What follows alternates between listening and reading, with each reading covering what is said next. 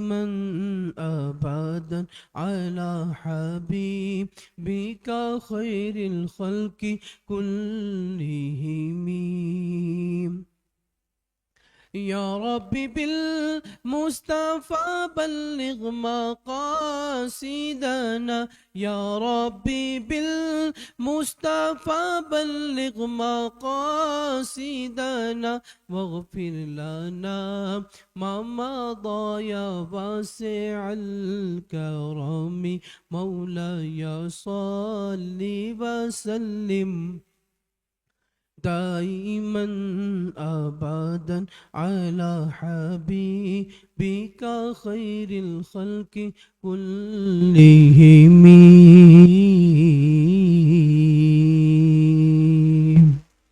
درود پاک پڑھ لیں. اللہ رب محمد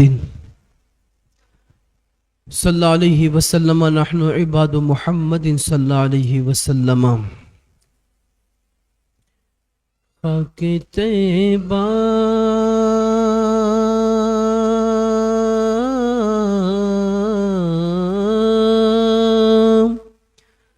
خاک طیبہ میرے سینے سے لگا دی جائے، خاک طیبہ خاک طیبہ میرے سینے سے لگا دی جائے. ہاں بشارت مجھے جنت کی سنا دی جائے، ہاں بشارت مجھے جنت کی سنا دی جائے. اور محفل نعت پھر ایک بار سجا دی جائے، محفل نعت پھر ایک بار سجا دی جائے. قلب دشمن کی جلن اور بڑھا دی جائے، قلب دشمن کی جلن اور بڑھا دی جائے. خاک طیبہ بولو نا، خاک طیبہ میرے سینے سے لگا دی. اور ہوش آئے گا نام دنیا کی دواؤں سے مجھے، ہوش آئے گا نام دنیا کی ہواؤں دواؤں سے مجھے. نال سرکار دو عالم کی ہوا دی جائے، نال سرکار دو عالم کی ہوا دی جائے. خاک طیبہ میرے سینے سے لگا دی جائے. اور جس پسینے کی مہک مکے کی گلیوں میں رچی، جس پسینے کی مہک مکہ کی گلیوں میں رچی، وہی خوشبو وہی خوشبو مجھے ایک بار سنگا دی جائے، وہی خوشبو مجھے ایک بار سنگا دی جائے۔ اور عشق گر جرم ہے پھانسی کی سزا دو مجھ کو، عشق گر جرم ہے پھانسی کی سزا دو مجھ کو، در محبوب پہ لیکن یہ سزا دی جائے، در محبوب پہ لیکن یہ سزا دی جائے۔ حشر کے روز میں آقا کو سناؤں نعتیں، حشر کے روز میں آقا کو سناؤں نعتیں، رب کہے نظمی کو فردوس میں جا دی جائے،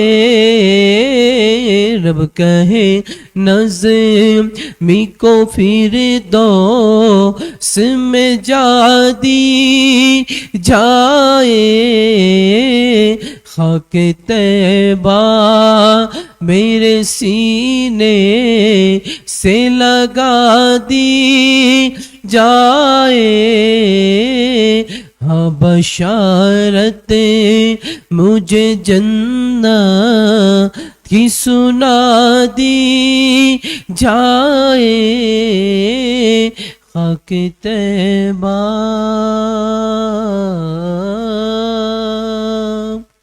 میرے پیارے آقا علیہ الصلوۃ والسلام کے پیارے دیوانوں، نعت مبارکہ کے بعد آئیے کچھ اللہ اس کے رسول کے فرامین پیش کرنے کے لیے مبلغ سنی دعوت اسلامی محمد فہیم نوری صاحب سے التماس کرتا ہوں کہ وہ کچھ باتیں، کچھ نصیحتیں ہم لوگوں کے درمیان فرمائیں۔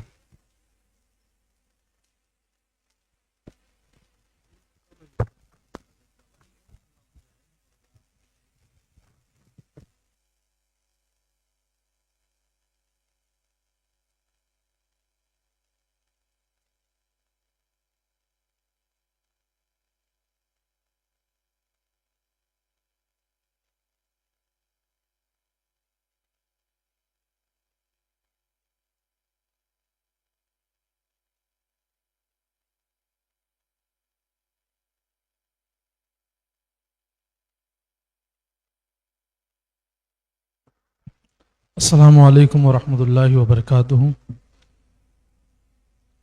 الحمدللہ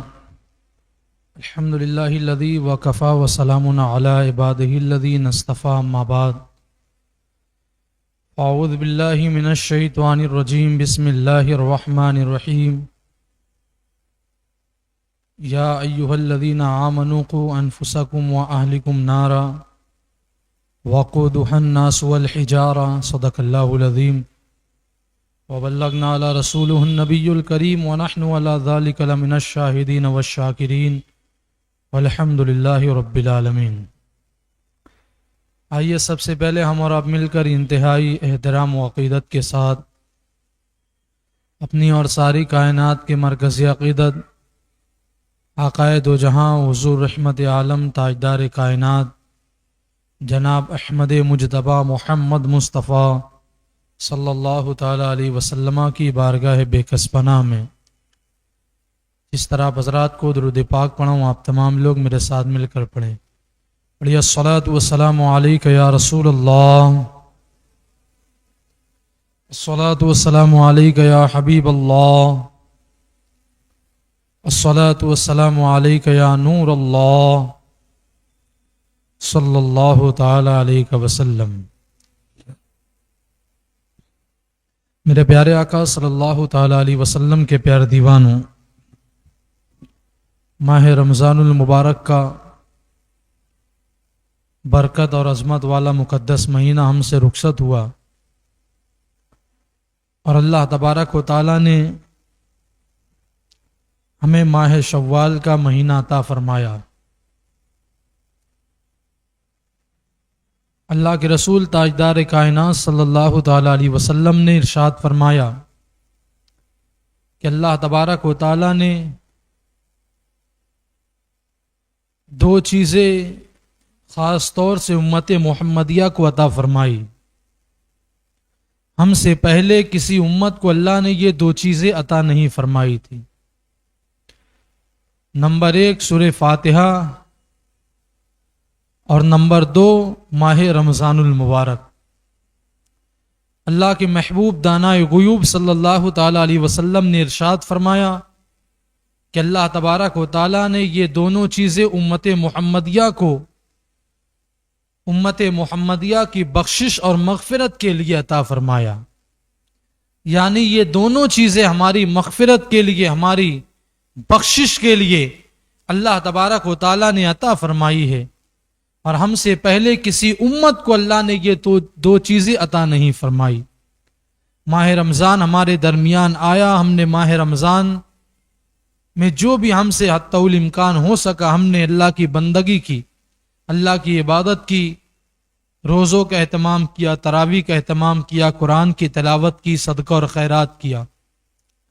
لیکن ماہ رمضان المبارک گزرنے کے بعد کیا کوئی بندہ ایسا بھی ہے جو یہ کہہ سکتا ہے کہ اللہ تبارک و تعالیٰ نے ماہ رمضان کی میری عبادتوں کو قبول کیا، یا پھر میری عبادت اللہ کی بارگاہ میں قبول نہیں ہوئی؟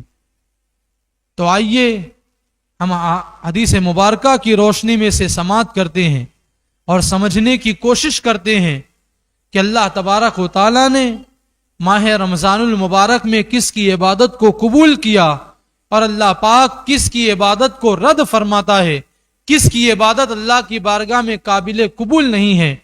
اللہ کے محبوب حضور رحمت عالم صلی اللہ تعالی علیہ وسلم نے ارشاد فرمایا کہ جو کوئی ایمان والا بندہ یہ جاننا چاہے، یہ معلوم کرنا چاہے کہ اللہ نے میری عبادت کو قبول کیا، ماہ رمضان کی میری بندگی کو اللہ نے شرف و قبولیت عطا فرمائی ہے یا پھر نہیں اللہ نے قبول فرمایا، تو حضور صلی اللہ علیہ وسلم فرماتے ہیں اس بندے کو چاہیے کہ ماہ رمضان المبارک گزرنے کے بعد وہ اپنی شب و روز کو دیکھنے کی کوشش کرے، وہ اپنے دن رات کو دیکھنے کی کوشش کرے۔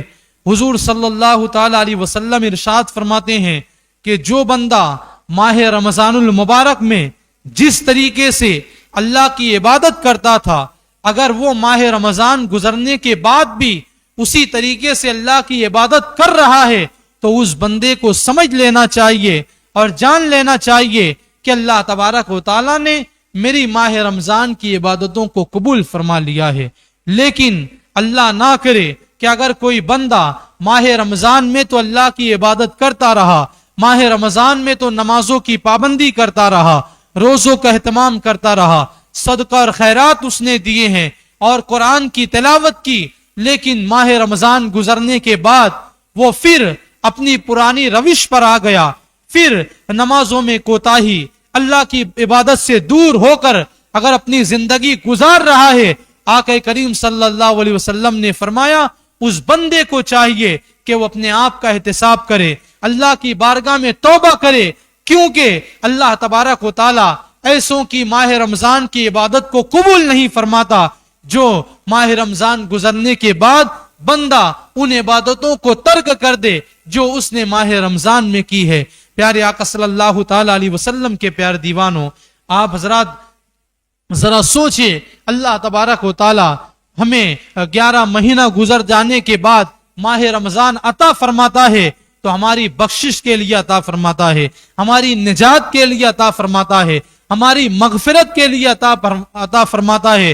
حضور علیہ الصلوۃ والسلام نے فرمایا کہ بڑا کم نصیب اور بد نصیب ہے وہ بندہ کہ جو ماہ رمضان کو پانے کے بعد بھی اللہ کی بارگاہ میں اپنی مغفرت نہ کروا سکے۔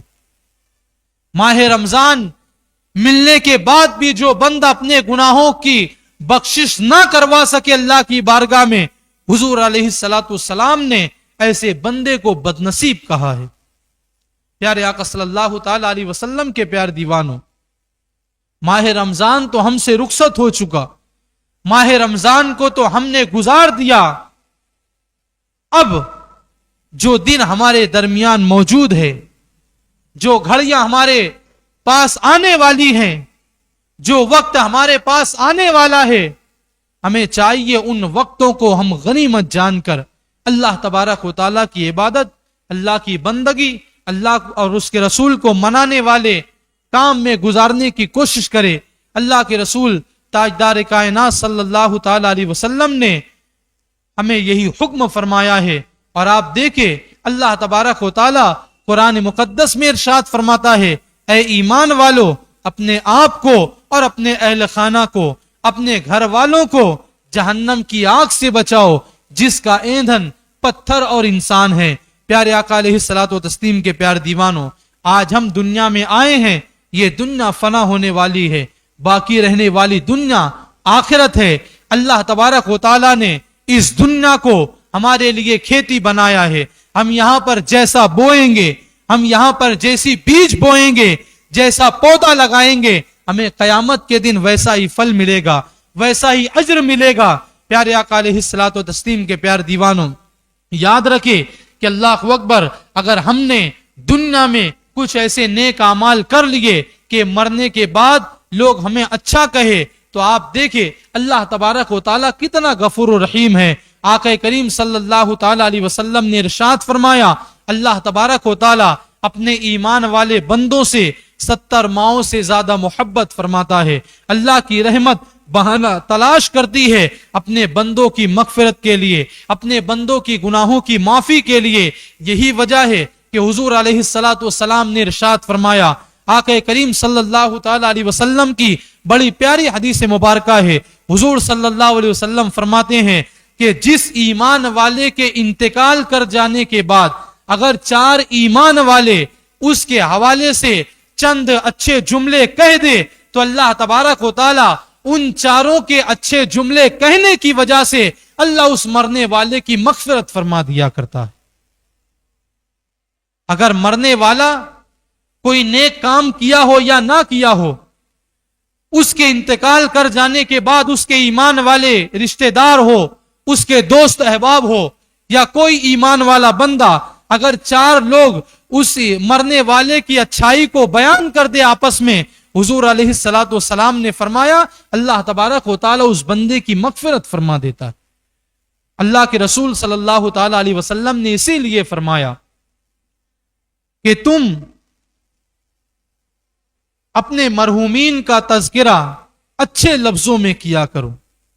آج ہوتا کیا ہے، ہمارے یہاں اگر کسی کا انتقال ہو جائے، کوئی فوت ہو جائے، تو اس کے انتقال کے بعد بھی ہماری غیبت کی اتنی عادت بن چکی ہوتی ہے کہ ہم زندوں کی بات تو دور کی اپنے مرحومین کی بھی غیبت کرتے ہوئے نظر آتے ہیں۔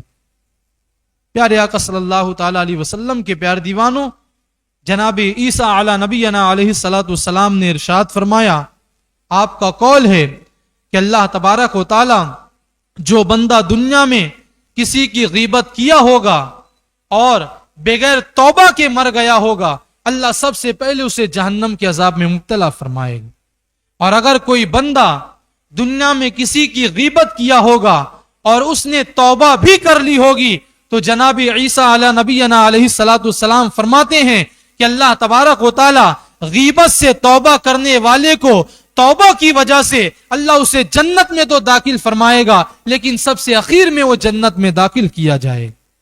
تو غیبت کی بڑی نحوستیں ہیں۔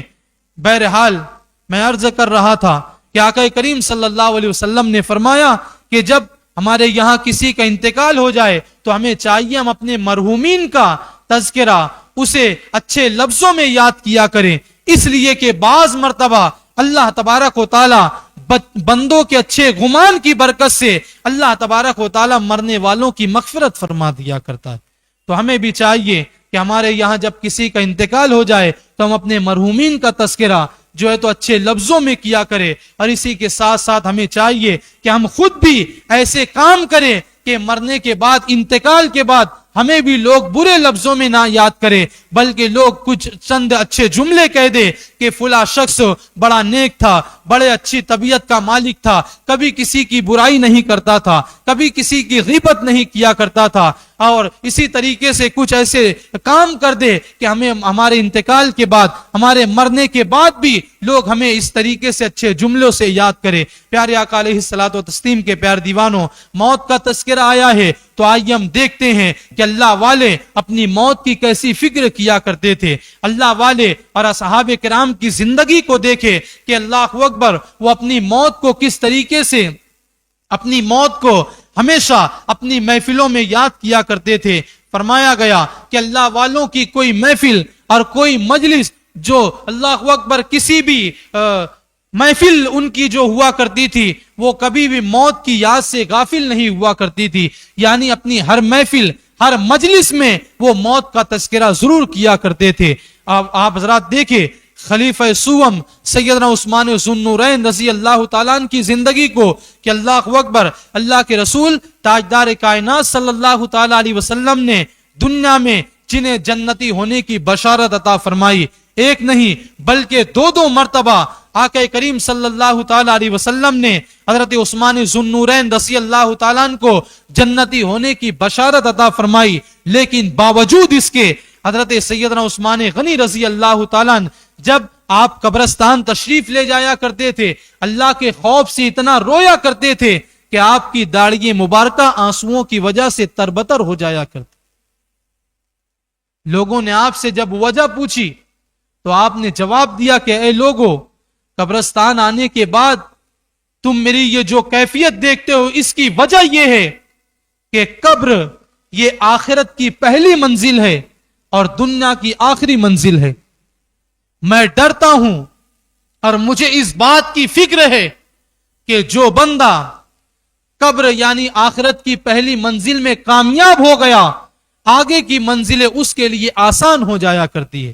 تو مجھے اس بات کی فکر ہے کہ اگر میں منکر نکیر کے سوال و جواب میں الجھ گیا، میں منکر نکیر کے سوال و جواب میں پھنس گیا تو آگے کی منزلیں میرے لیے اور مشکل ہو جائے گی۔ میں اسی فکر سے رویا کرتا ہوں۔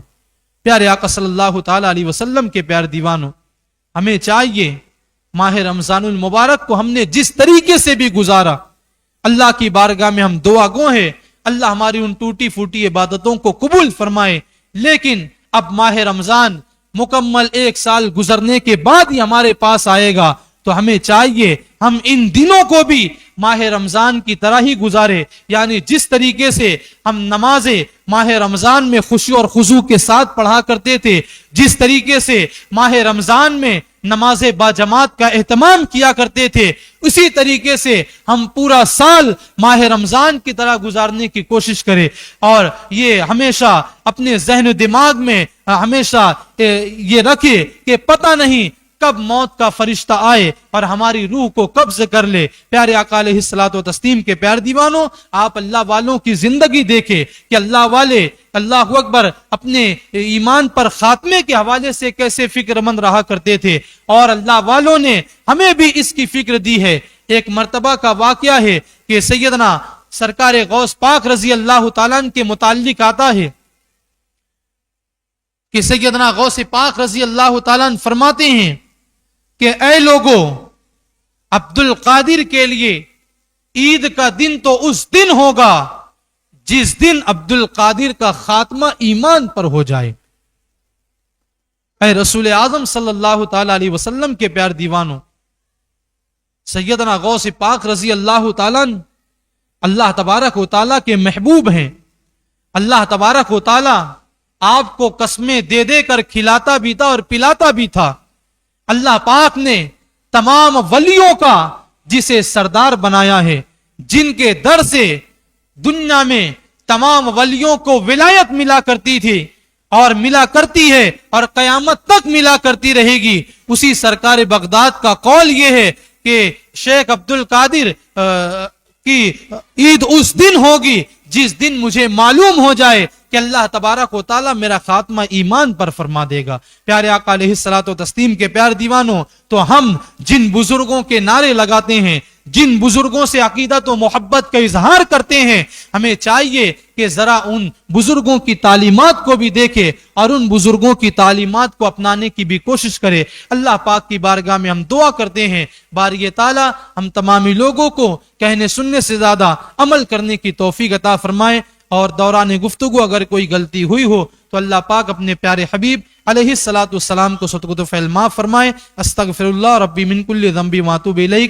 आइए अब हम मसाइल शरिया को समाअत करते हैं, जिसके लिए मैं आवाज दूंगा मुबल्लिग सुन्नी दावत इस्लामी कारी अख्तर रजा साहब को कि वो माइक पर तशरीफ लाएं और शरीयत मुतहरा के मसाइल हमारे सामने बयान करें।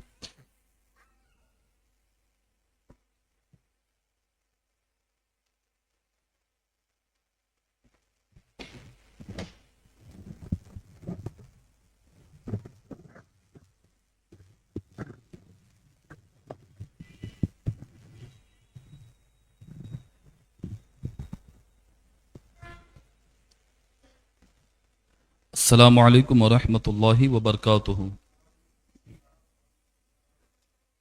अस्सलातु वस्सलामु अलैका या रसूल अल्लाह। अस्सलातु वस्सलामु अलैका या हबीब अल्लाह। अस्सलातु वस्सलामु अलैका या नबी अल्लाह। अस्सलातु वस्सलामु अलैका या नूर अल्लाह सल्लल्लाहु तआला अलैहि वसल्लम। मेरे प्यारे आका सल्लल्लाहु तआला अलैहि वसल्लम के प्यारे दीवानों, कब्र के हवाले से हुज़ूर सल्लल्लाहु अलैहि वसल्लम की कुछ फरामीन और शरीयत मुताहरा के अहकामात की कब्र कैसी होनी चाहिए और दफन करने का तरीक़ा क्या होना चाहिए, चंद बातें इसी के मुतालिक हम समाअत करेंगे।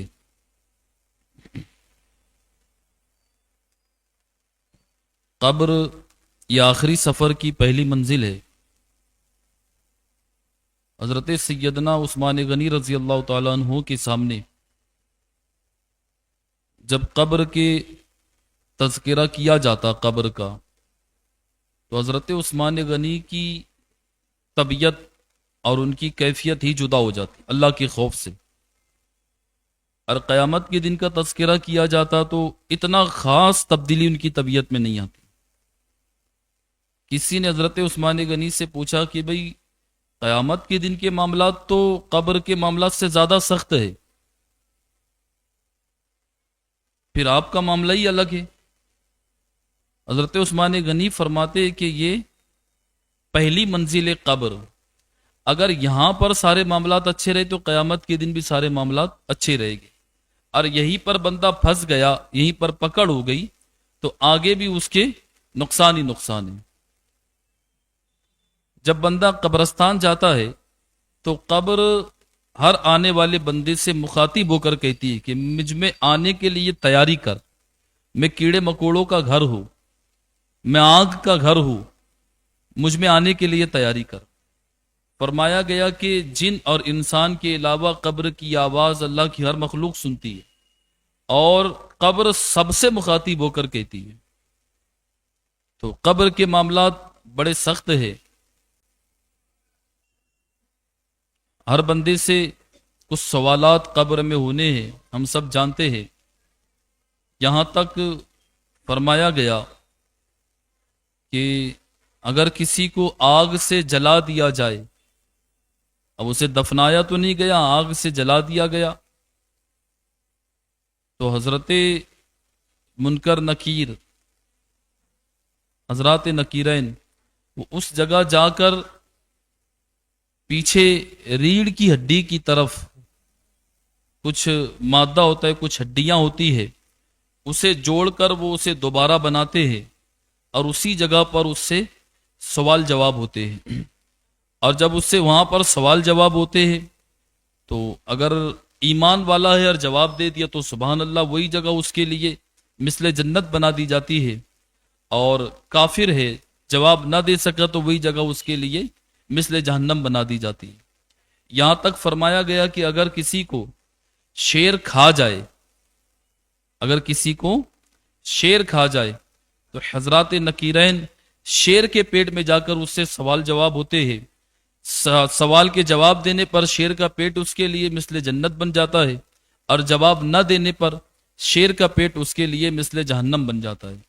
یعنی یہ معاملات سب کے ساتھ ہونے، چاہے قبر میں ہو یا پھر کہیں پر بھی وہ رہے۔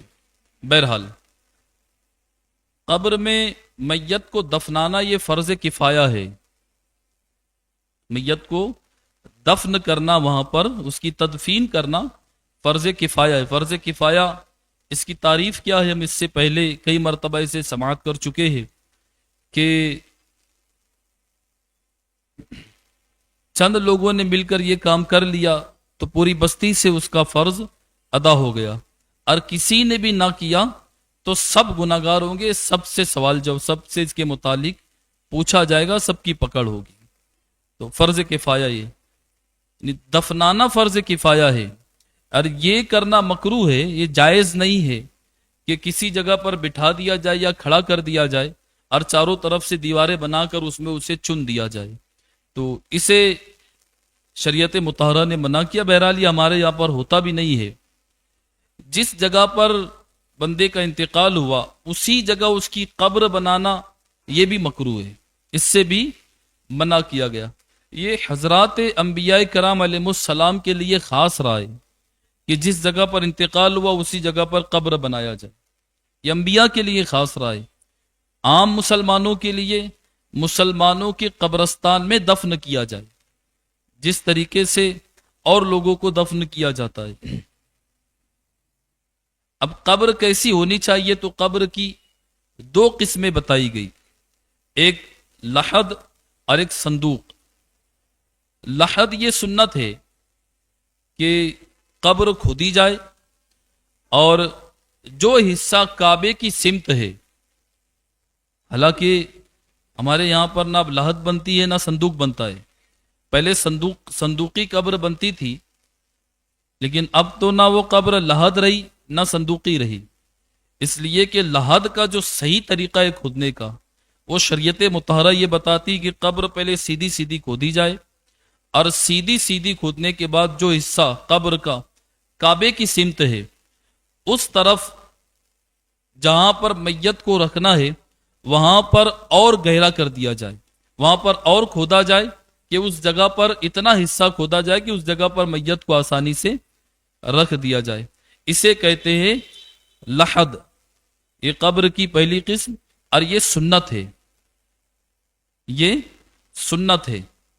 دوسری صندوقی، عام طور پر پہلے جو کھودی جاتی تھی کہ سیدھا سیدھا کھود کر سائڈ سے تھوڑا سا گہرا کر کے اس پر برگا وغیرہ لکڑی وغیرہ پٹری وغیرہ ہم بچھاتے تھے، تو یہ صندوقی قبر ہے۔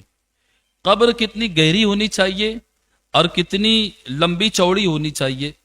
تو اس کے متعلق فرمایا گیا کہ انسان کا قد جتنا لمبا ہے اتنی لمبی قبر ہو، اور انسان کا قد جتنا لمبا ہے اس کا آدھا چوڑی ہو، یعنی جتنی لمبی رہے گی اس کی آدھی قبر چوڑی کھودی جائے گی۔ اور گہری کے متعلق تین باتیں آئی ہے، ایک یہ کہ کمر تک گہری کی جائے، دوسری یہ کہ جتنا لمبا جسم ہے اتنی قبر گہری کی جائے، اور تیسری یہ جو متوسط ہے یعنی دونوں کے درمیان ہے کہ سینے تک گہری کر دی جائے، اور بہتر یہ ہے کہ جتنا لمبا جسم ہے اتنی لمبی قبر کھودی جائے، بہتر یہ ہے۔ بہرحال کمر تک بھی گہری کھودے تب بھی چل جائے گا، اور پورا جسم جتنا لمبا ہے اتنی گہری کر دی گئی تو یہ تو بہتر ہے، سینے تک بھی کر دیا گیا تو اس میں بھی کوئی حرج نہیں، جیسے آسانی ہو ویسے لحد قبر کھودنے میں اس بات کا خیال رکھنا ہے کہ زمین نرم نہ ہو، یعنی تر نہ ہو، پانی کی وجہ سے زمین نمی نہ ہو زمین میں۔ اگر پانی کی وجہ سے زمین میں نمی ہے تو بہتر یہ ہے کہ صندوقی قبر ہی کھودی جائے، اس لیے کہ اسے کھودنے کا طریقہ جو ہے لحد کا، ایک طرف سے وہ سیدھا رہے اور ایک طرف سے کراس رہے، ترچھا رہے۔ تو ترچھا کراس کھودنے میں نقصان یہ ہو سکتا ہے کہ وہ قبر ڈھل سکتی ہے۔ تو اسی لیے بہتر یہ ہے کہ اگر ایسی جگہ ہے تو بہتر یہ ہے کہ صندوقی قبر کھود کر دفن کر دیا جائے۔ تابوت میں میت کو رکھ کر دفنانا یہ بھی مکروہ ہے، اسلام میں شریعت مطہرہ نے اسے ناپسند کیا ہے، مکروہ کہا ہے۔ اگر جہاں پر قبر کھودی گئی وہاں پر نمی ہے، پانی کی وجہ سے گیلا پن ہے، تو اب صندوق میں قبر کو میت کو رکھ کر دفنانا اس میں کوئی حرج نہیں ہے۔ لیکن صندوق میں کب میت کو رکھ کر دفنا رہے ہیں تو اس کے متعلق کچھ باتیں بتائی گئی کہ کس طریقے سے دفنانا ہے۔ جس صندوق میں میت کو رکھ کر دفنانا ہے اس میں پہلے مٹی ڈال دی جائے، سائیڈ سے دونوں طرف سے کچی اینٹیں لگا دی جائے، دونوں طرف سے جو کچی اینٹیں ہوتی ہے اسے لگا دیا جائے، اور اوپر کے حصے میں مٹی کی لپائی کر دی جائے۔ یہ باہر سے نہیں ہو رہا ہے بلکہ یہ اندر سے ہو رہا ہے، یعنی اندر سے صندوق کو مثل لحد بنانا ہے، مثل قبر بنانا ہے، وہ لکڑی کا نہ رہے بلکہ اس طریقے سے مٹی لگا دے کہ وہ اندر سے بھی پورا مٹی کا ہو جائے، مثل لحد ہو جائے۔ یہ جو کچی اینٹیں بتائی گئی ہے، کچی اینٹیں لگانا، پکی اینٹ لگانے اس لیے منع کیا گیا، اور قبر کے اندر بھی جو حصہ میت کے جتنا قریب ہے اس حصے میں پکی اینٹیں لگانا یہ مکروہ کہا گیا، منع کیا گیا۔ اس کی وجہ یہ ہے کہ پکی اینٹیں آگ سے پکائی جاتی ہے، اور آگ سے جو چیزیں پکائی جاتی ہے، جن چیزوں کا کام آگ سے ہوتا ہے، قبر میں اسے لانا، اسے رکھنا اس سے سختی سے منع کیا گیا ہے۔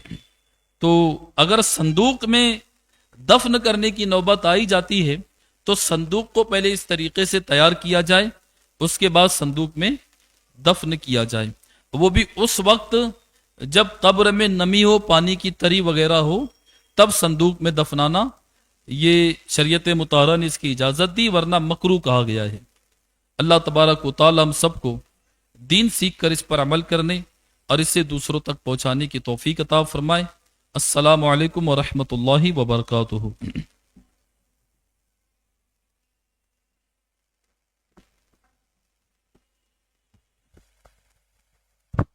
میرے پیارے آقا صلی اللہ تعالی علیہ وسلم کے پیارے دیوانوں، آئیے اب مسائل شریعہ کے بعد نعت رسول صلی اللہ تعالی علیہ وسلم سماعت کرتے ہیں۔ نعت رسول صلی اللہ تعالی علیہ وسلم پیش کرنے کے لیے میں آواز دوں گا مبلغ سنی دعوت اسلامی حافظ و قاری سید مقیم نوری صاحب سے کہ وہ مائک پر تشریف لائے اور نعت رسول صلی اللہ تعالی علیہ وسلم پیش کریں۔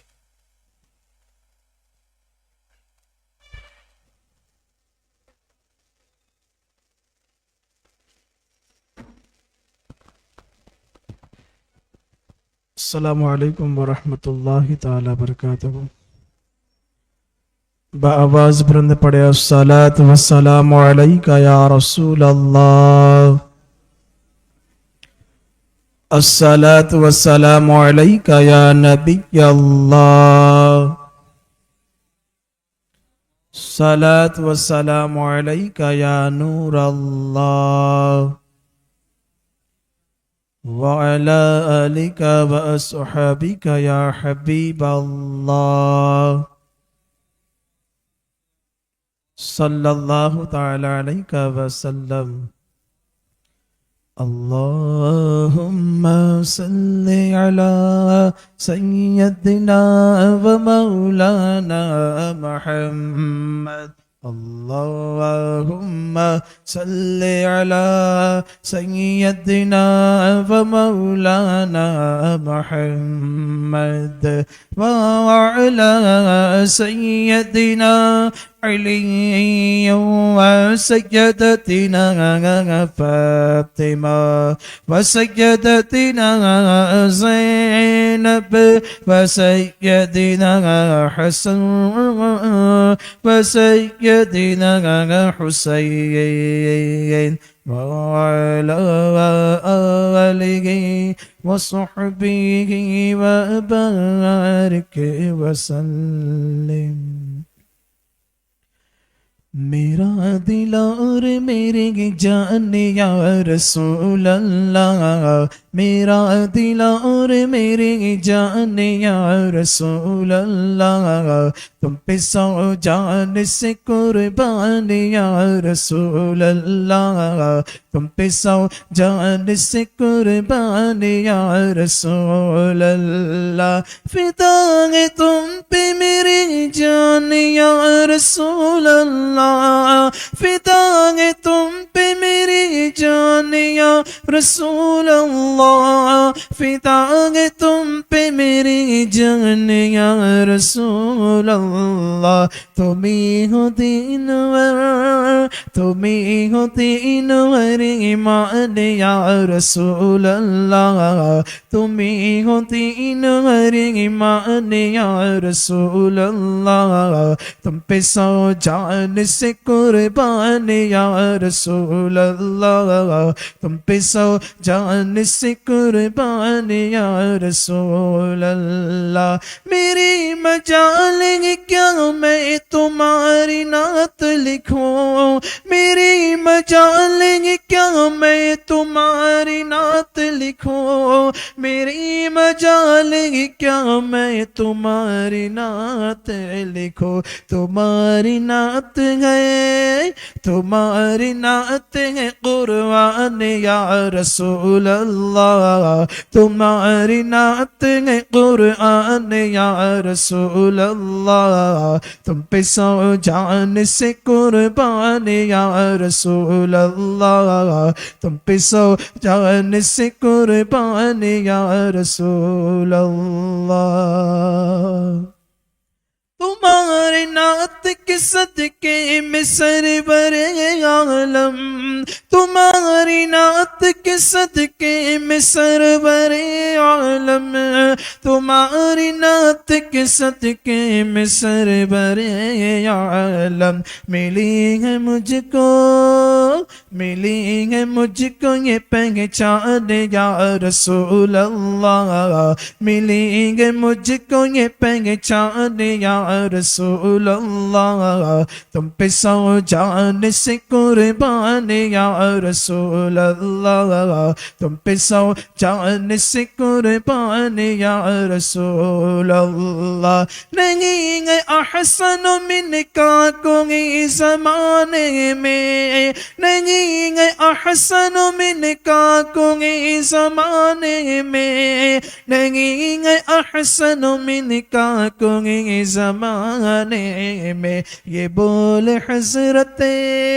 یہ بول حضرت حسان یا رسول اللہ، یہ بول حضرت حسان یا رسول اللہ، تم پہ سو جان سے قربان یا رسول اللہ، تم پہ سو جان سے قربان یا رسول اللہ، بلا لو جلد مدینے میں دل تڑپتا ہے، بلا لو جلد مدینے میں دل تڑپتا ہے، بلا لو جلد مدینے میں دل تڑپتا ہے، مدینہ دیکھ لے، مدینہ دیکھ لے رضوان یا رسول اللہ، مدینہ دیکھ لے رضوان یا رسول اللہ، تم پہ سو جان سے قربان یا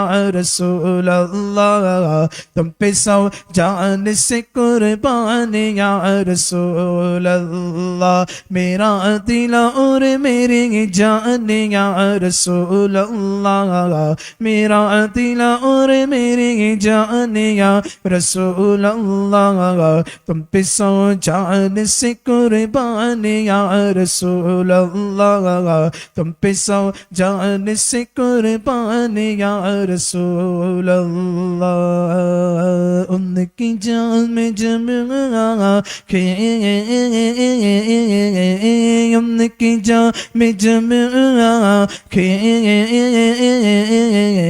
شیشہ گئے بدن میرا، ان کی بند مٹھی میں، ان کی بند مٹھی میں، سارا باک پن میرا، عاشق نبی ہوں میں، وارث علی ہوں میں، بولو نا عاشق نبی ہوں میں، وارث علی ہوں میں لہو نہ پائے گا، میں لہو نہ پائے گا، حشر تک کفن میرا، کفن میرا میں لہو نہ پائے گا، حشر تک کفن میرا۔ زمین میلی نہیں ہوتی، زمن میلا نہیں ہوتا، محمد کے غلاموں کا کفن میلا نہیں ہوتا، خدا کے فضل سے ہم پر گئے سایہ غوث اعظم کا، ہمیں دونوں جگہ میں گئے سہارا غوث اعظم کا، مرید لا تخف کہہ کر تسلی دی غلاموں کو،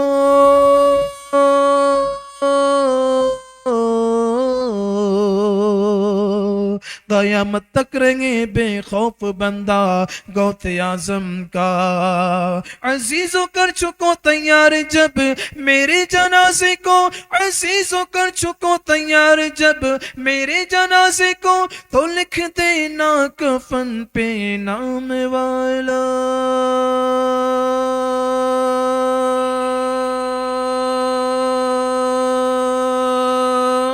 غوث اعظم کا پھر میں لہو نہ پائے گا، میں لہو نہ پائے گا،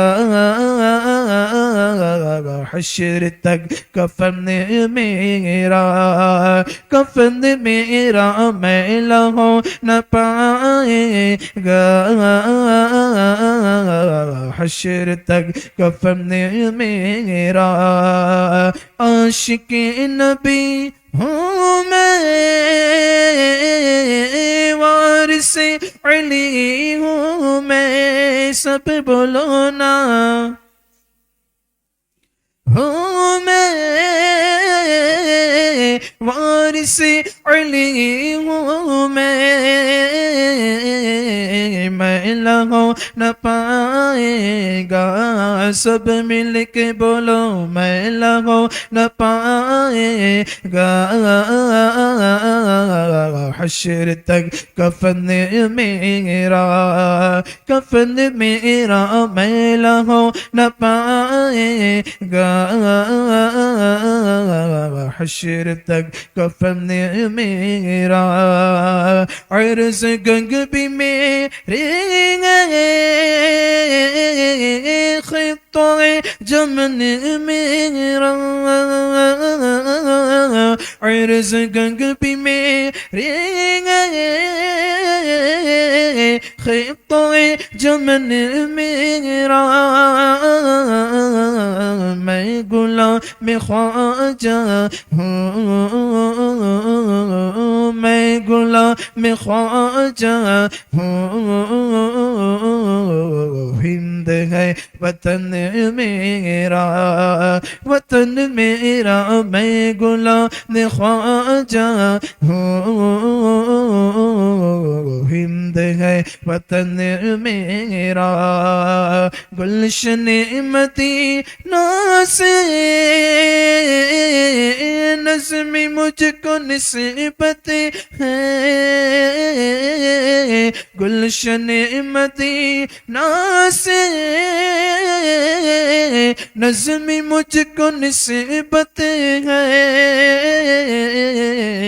ایک ایک کلی میری کلی میری ایک ایک کلی میری گل میرا چمن میرا میں غلام خواجہ ہوں میں غلام خواجہ ہوں ہند ہے وطن میرا ہند ہے وطن میرا ہند ہے وطن میرا گلاب حشر میں جب سید الورا کے چلے گلاب حشر میں جب سید الورا کے چلے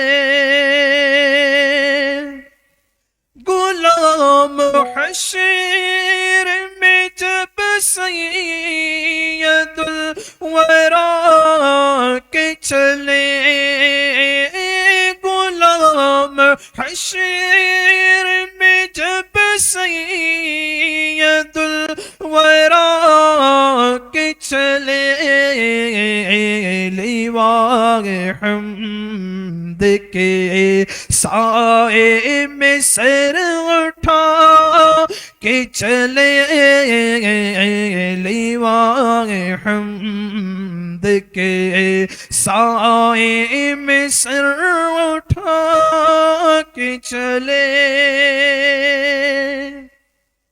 یہ کس کا شعر قریب آ رہا ہے دیکھو تو یہ کس کا شعر قریب آ رہا ہے دیکھو تو درود پڑھتے ہوئے قافلے ہوا کے چلے درود پڑھتے ہوئے قافلے ہوا کے چلے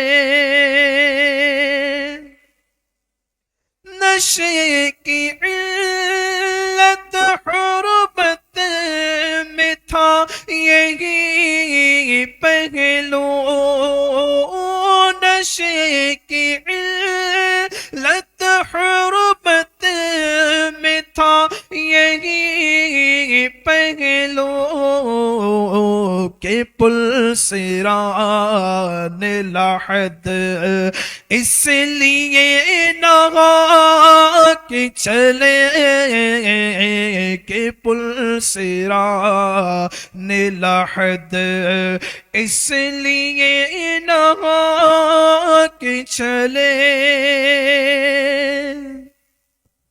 نعرہ تکبیر نعرہ رسالت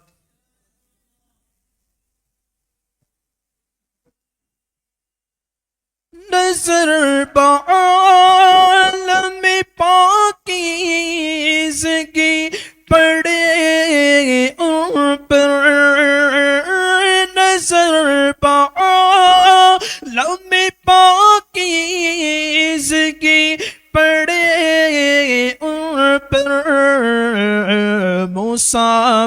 مسافران لحد اس لیے نہا کہ چلے مسافران لحد اس لیے نہا کہ چلے نشے کی علت حرمت میں تھا یہی پہلو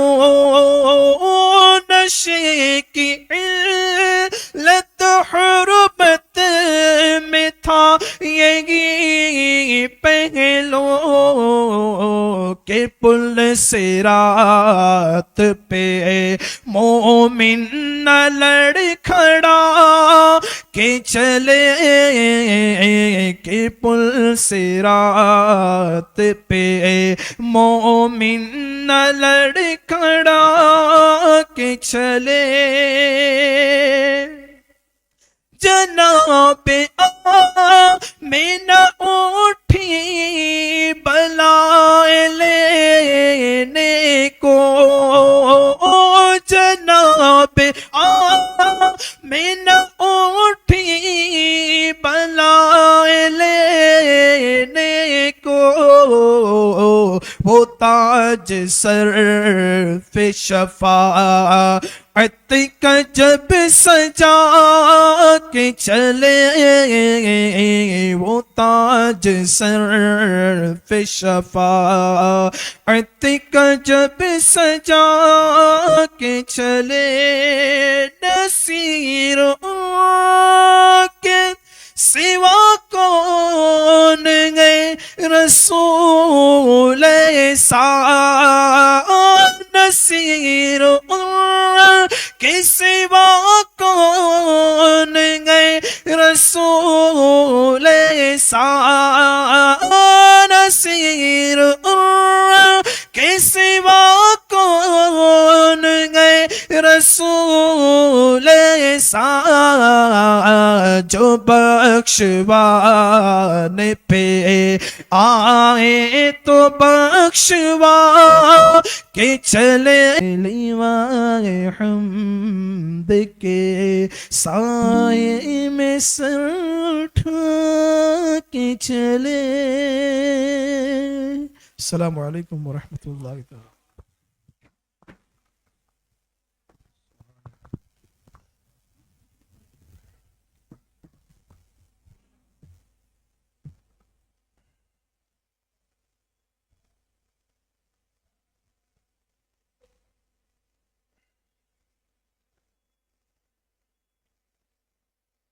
السلام علیکم ورحمۃ اللہ وبرکاتہ.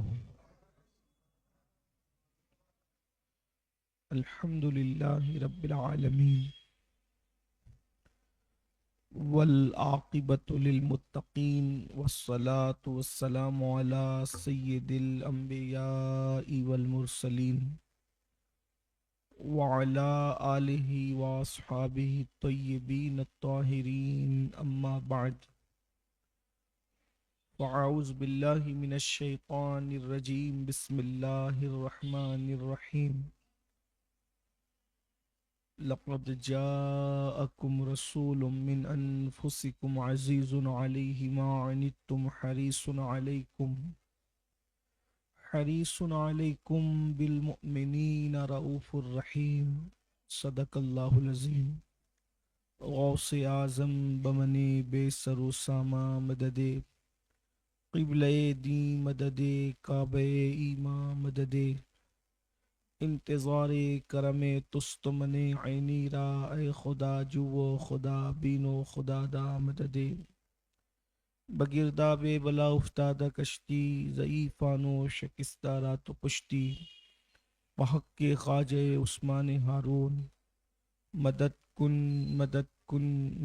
کن یا معین الدین چشتی. الصلاة والسلام علیک یا رسول اللہ. الصلاة والسلام علیک یا نبی اللہ. الصلاة والسلام علیک یا حبیب اللہ وعلی آلک واصحابک یا نور اللہ صلی اللہ تعالی علیہ وسلم. لب پہ آ جاتا ہے جب نام جناب، منہ میں گھل جاتا ہے شہد نایاب. وجد میں ہو کے ہم اے جاں بے تاب، اپنے لب چوم لیا کرتے ہیں. انگلیاں پائیں وہ پیاری پیاری، جن سے دریائے کرم ہے جاری. جوش پر آتی ہے جب غم خواری، تشنے سیراب ہوا کرتے ہیں،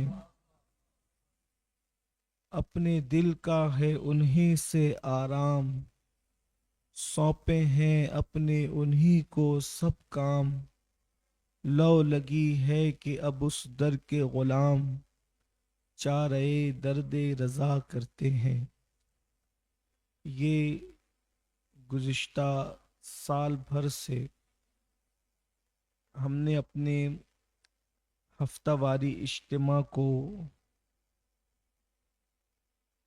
آقائے کریم صلی اللہ علیہ وآلہ وصحبہ وبارک وسلم کے ولادت طیبہ کو جو 1500 سال 2025 میں مکمل ہو رہے ہیں، اس مناسبت سے پورا سال ہم نے مرکزی اجتماع کو سیرت النبی صلی اللہ علیہ وآلہ وسلم کی طرف منسوب کیا ہے، موسوم کیا ہے، اور سیرت کا یہ درس جاری ہے۔ گزشتہ جو نشست تھی اس میں رسالت مآب صلی اللہ علیہ وآلہ وسلم پر کچھ گفتگو کی گئی تھی اور اس کا کچھ حصہ رہ گیا تھا، تو آج تھوڑا سا اس کو کرتے ہیں اور انشاءاللہ آئندہ ہفتے سے 9:30 بجے بیان شروع کروا دیں تاکہ 10:30 بجے تک بیان مکمل ہو جائے۔ میں شورا کے احباب سے مؤدبانہ یہ گزارش کرتا ہوں کہ آئندہ ہفتے سے ایسا جدول بنائیں کہ 9:30 بجے مرکزی بیان شروع ہو جائے، کیونکہ اب گرمیوں کے موسم میں عشاء اوپر کی طرف جائے گی تو پھر اجتماع لیٹ ہوگا اور بہت تاخیر ہوگی، اور اب اہلیان مالیگاؤں 10 بجے کے بعد سننے کا ان کی عادت ٹوٹ گئی ہے، تو ہم بھی یہ چاہتے ہیں کہ 10 10:30 تک تو سب برداشت کر ہی لیتے ہیں، اور یہ کہ 11:15 تک لوگ اپنے اپنے گھروں کے لیے روانہ ہو جائیں انشاءاللہ۔ تو آج میں مختصری گفتگو کروں گا تاکہ ہم اپنے وقت پہ محفل کو مکمل کر سکیں۔ کسی بھی شخصیت اور ذات کی پہچان یا اہمیت کے لیے اس کا نام بہت اہمیتوں کا حامل ہوتا ہے۔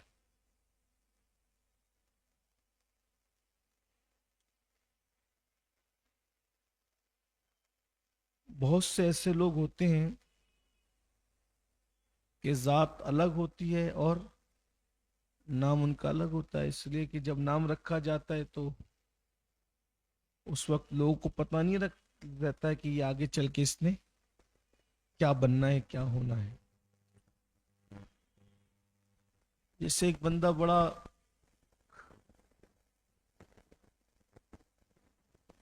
کالا کلوٹا ہے،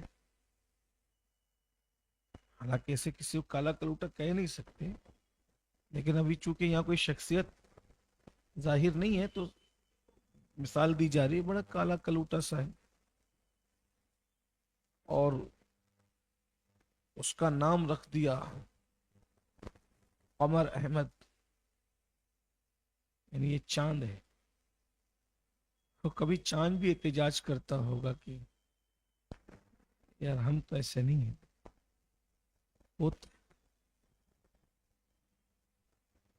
جس کو الف با نہیں آتا اس کا نام رکھ دیا امام الدین،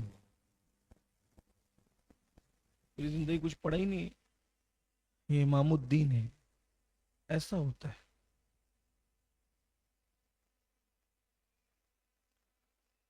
ایک دن میں 50 بار جھوٹ بولتا ہے، بلکہ ایسا لگتا ہے جیسے جھوٹ پہ اس نے پی ایچ ڈی کی ہے، اور اس کا نام ہوتا ہے محمد صادق۔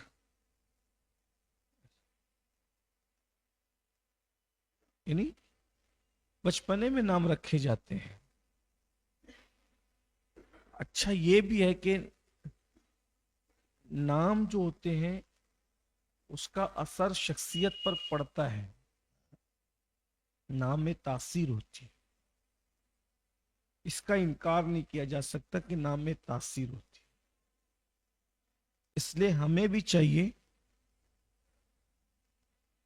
کہ اپنے گھر کے بچوں کے نام، یہ تو عنوان سے ہٹ کر ہے لیکن چونکہ میری طبیعت میں ہی ہے کہ ہم اپنی قوم کی اصلاح کے لیے کھڑے ہوئے ہیں، تو یہ میں گزارش ضرور کروں گا کہ نئے نام کے چکر میں اپنے بزرگوں کے نام سے مت ہٹیے۔ یہ نوشین اور خدا جانے کیا کیا، پھر اب نام لوں گا تو پھر رکھے ہوئے نام پھر لوگ اس کا مذاق اڑاتے ہیں، تو میں نہیں کرتا۔ عجیب و غریب نام ہے،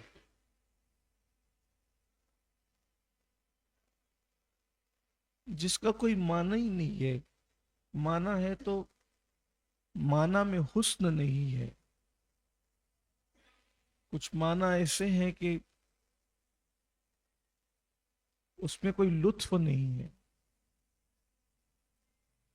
بس ہے کہ میرے بیٹے کا نیا نام ہو، میری بیٹی کا نیا نام، کسی کا نام پارس بھی رکھ دیتے ہیں، بس نیا نام۔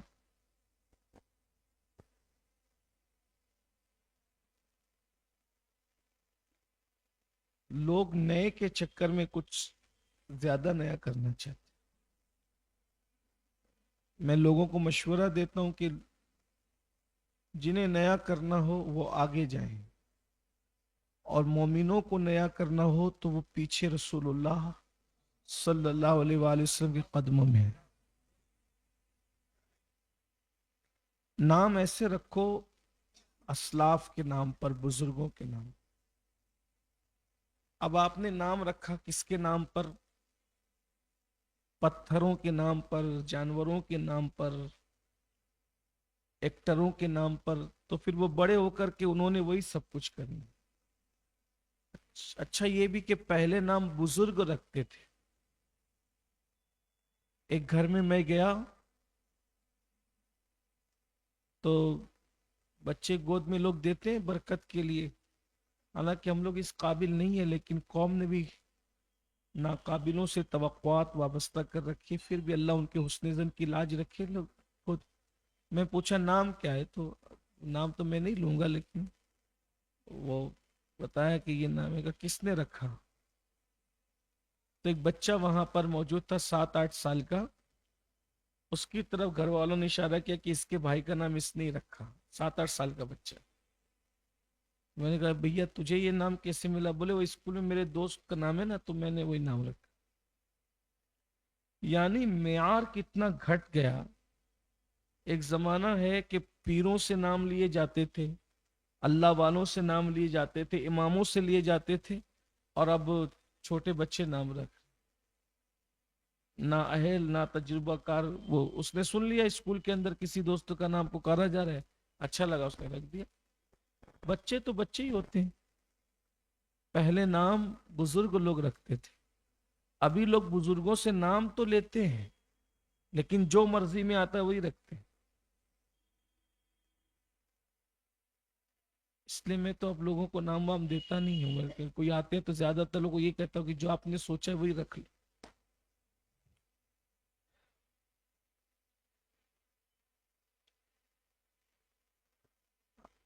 ہمارے آقا صلی اللہ علیہ وآلہ وسلم کا نام آسمان سے اتارا گیا۔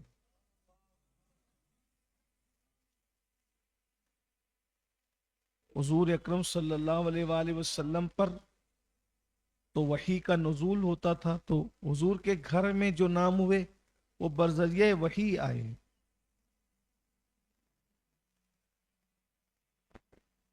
اور حضور اکرم صلی اللہ علیہ وآلہ وسلم کا خود کا نام اللہ نے ان کے دادا اور ان کی امی کے دل پر الہام فرمایا۔ اور یہ بھی اس خاندان کی تاریخ ہے۔ کہ ہمارے حضور جان نور صلی اللہ علیہ وآلہ وسلم سرکار محمد مصطفیٰ سے پہلے پوری کائنات میں کوئی محمد مصطفیٰ نام کا نہیں تھا. محمد مصطفیٰ نام کا نہیں. علی سے پہلے پورے دنیا میں کوئی علی نام کا نہیں تھا. حسن نام سے پہلے پوری کائنات میں کوئی حسن نام کا نہیں تھا. حسین نام سے پہلے پوری دنیا میں کوئی حسین نام کا نہیں تھا. یعنی کہ نام ان لوگوں کے اتنے یونیک ہے کہ ان سے پہلے ایسے نام بھی دنیا میں رکھے نہیں گئے. اس سے حضرت عبد المطلب اور سرکار آمینہ کی عظمت بھی پتہ چلتی ہے. کیونکہ اللہ جو نام رکھوانا چاہ رہا ہے وہ اللہ تبارک و تعالیٰ ان کے دل پر الہام کر رہا ہے. تو کیا اللہ کا الہام کافروں کے دل پر بھی ہوتا ہے؟ کیا قدرت کافروں کے دل پر بھی الہام کرتی؟ ارے کافروں کے اندر تو شیطان وسوسے پیدا کرتا ہے، بلکہ وہ تو مومنوں کے دل بھی پیدا کرتا ہے. لیکن الہام جو ہوتا ہے وہ چنندہ بندوں کے دل پہ، وہی صرف نبیوں پر آتی ہے اور الہام اہل اللہ پر. تو جب اللہ نے چاہا کہ میرے محبوب کا نام محمد ہو صلی اللہ علیہ وسلم تو انہیں خواب بھی دکھائے گئے اور ان کے دل پر الہام بھی کیا گیا. اور جب الہام کیا گیا تو میرے آقا صلی اللہ علیہ وآلہ وسلم کا اسم مبارک، حضور کا جو اصل نام ہے، ذاتی نام، وہ محمد رکھا گیا. اور تفصیل اس کی یہ ہے کہ وہ زمین پر محمد نام اور آسمانوں پر احمد نام.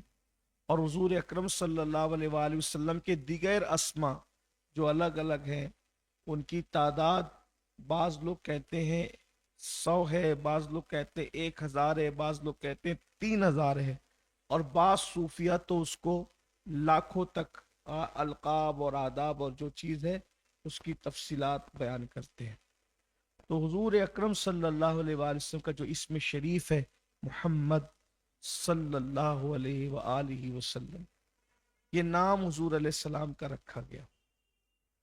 آقائے کریم صلی اللہ علیہ وآلہ وسلم کے نام میں اسم مبارک پر آگے گفتگو کرنے سے پہلے یہ بھی بتا دوں کہ نام بھی رکھا گیا اور حضور اکرم صلی اللہ علیہ وآلہ وسلم کا عقیقہ بھی کروایا گیا. یعنی حضور علیہ السلام کے دادا جان سرکار عبد المطلب، انہوں نے حضور اکرم صلی اللہ علیہ وآلہ وسلم کا ولیمہ جو عقیقہ بھی فرمایا. عقیقہ حضور علیہ السلام کا فرمایا. اس سے پتہ چلا کہ آقائے کریم صلی اللہ علیہ وآلہ وسلم کا عقیقہ ہوا تھا. اور پھر بعد میں حضور علیہ السلام نے بھی عقیقے کو جاری رکھا اور عقیقہ سنت ہے.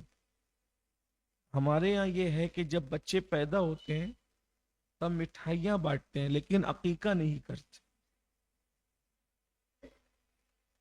بچوں کی پیدائش پر جو مٹھائیاں بٹتی ہے وہ ہزاروں روپے کی بٹتی ہیں.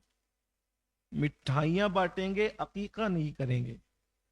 حالانکہ میری اپنی چھوٹی سی معلومات میں بچوں کی پیدائش پر اس طرح کی مٹھائی بانٹنا کوئی سنت نہیں ہے، عقیقہ سنت ہے. جو سنت نہیں ہے وہ کرتے ہیں اور جو سنت ہے وہ نہیں کرتے.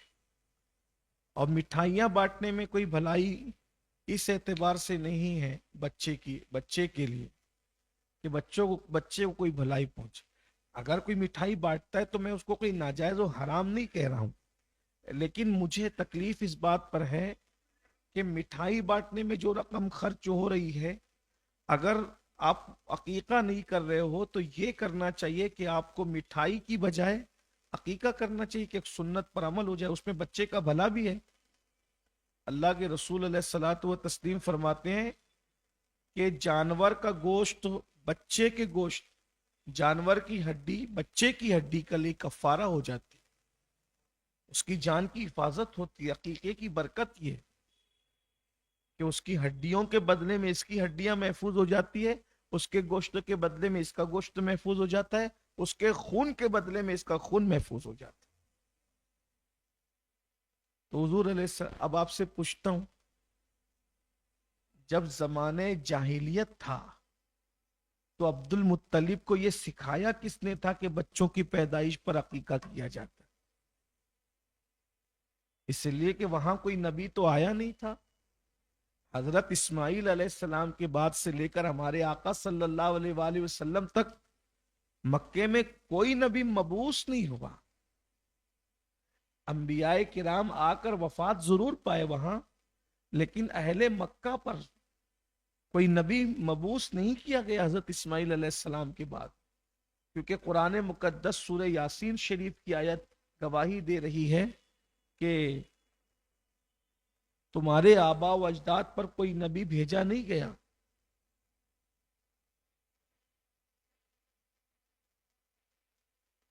تمہارے آبا و اجداد پر کوئی نبی بھیجا نہیں گیا. تو اسماعیل علیہ السلام کے بعد سے لے کر کے ہمارے آقا صلی اللہ علیہ وآلہ وسلم تک بیچ میں کوئی نبی یہاں مبعوث نہیں ہوا. تو پتہ چلا کہ اگر سرکار عبد المطلب عقیقہ فرما رہے ہیں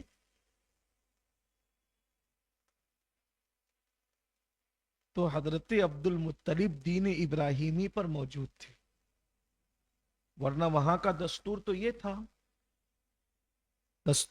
تھا، کہ وہ جو بچوں کے لیے عقیقہ کرتے تھے جانوروں پر، کیونکہ وہ لوگ بھی اولاد ابراہیم تھے، تو اس کا خون اٹھا کر کے وہ لوگ بچوں کے سر پہ ملتے تھے اور بتوں کے قدموں میں جو ہے اس کا خون چھڑکتے تھے. لیکن سرکار عبد المطلب نے ایسا کچھ بھی نہیں کیا. اس کا مطلب رسول اللہ صلی اللہ علیہ وآلہ وسلم کے خاندان میں کچھ لوگ ایسے ضرور تھے جو دین فطرت پر موجود، بلکہ زمانہ فطرت جو ہے اس پر وہ تھے، دین ابراہیمی پر تھے اور فطرت پر تھے.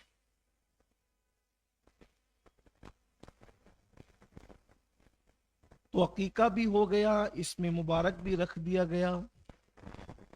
اب آگے کی جو داستان ہے وہ ہم شروع کریں گے، لیکن اس سے پہلے میں یہ چاہتا ہوں کہ کچھ نام محمد صلی اللہ علیہ وآلہ وسلم کی اثرات، تاثیر اور اس کی کچھ برکتیں پیش کریں.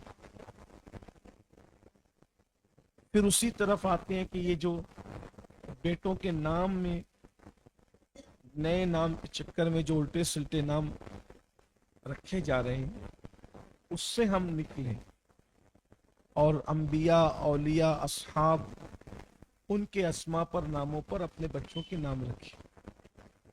یہ جو نام محمد ہے صلی اللہ علیہ وسلم، اس میں تاثیر بہت ہے. اللہ کے نام کے بعد اگر سب سے زیادہ تاثیر کسی نام میں ہے تو وہ نام محمد مصطفیٰ صلی اللہ علیہ وسلم.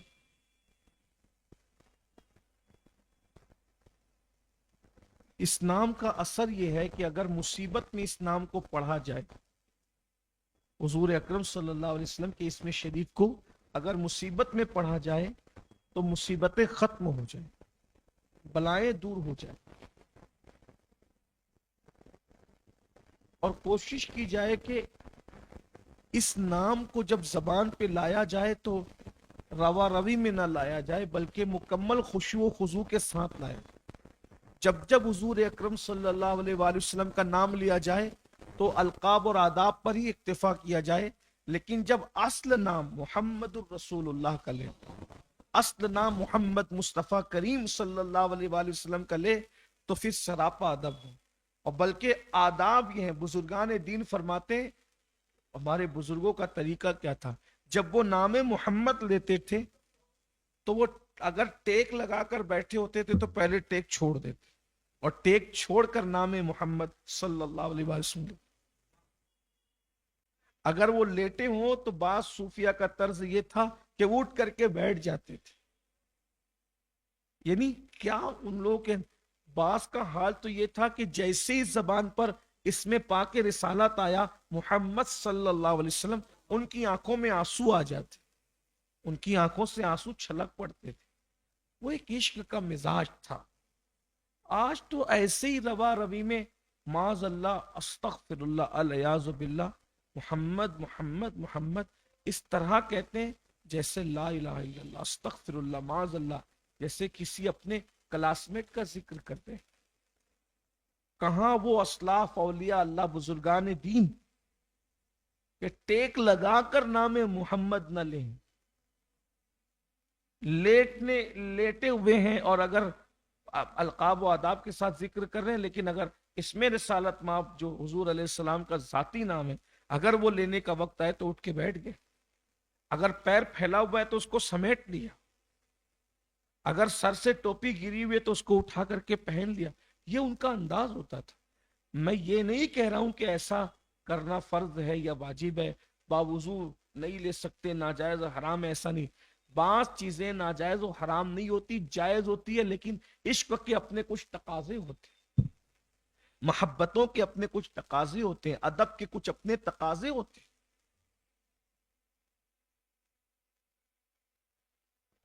اور جو جتنا ادب کرے گا اہل اللہ کا، اللہ تبارک و تعالیٰ ان کو اتنا نوازے۔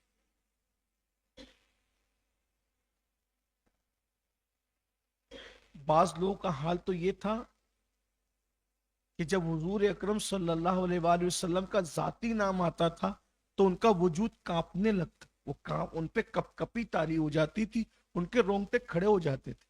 آپ کو ایسا نہ لگے کہ میں یوں ہی بات کر رہا ہوں۔ اگر آپ حضور اکرم صلی اللہ علیہ وآلہ وسلم کا اس میں مبارک لینے والوں کا نام ان کی زندگیاں پڑھے تو آپ کو اندازہ ہوگا کہ کس شان سے وہ حضور علیہ السلام کا ذکر کرتے تھے۔ ابھی یہ جو 100 سال سے جو بر صغیر میں جو مختلف نئے قسم کے لوگ پیدا ہوئے، نئے نظریات، نئے عقائد کے، نئی فکر کے، اور یہ جو 1857 کے بعد انگریزوں نے اپنے ہم خیال لوگوں کو ہمارے اندر پیدا کیا ہے، ان لوگوں نے دوسری چیزوں پہ محنت تو کی لیکن ادب کا خاتمہ کر دیا۔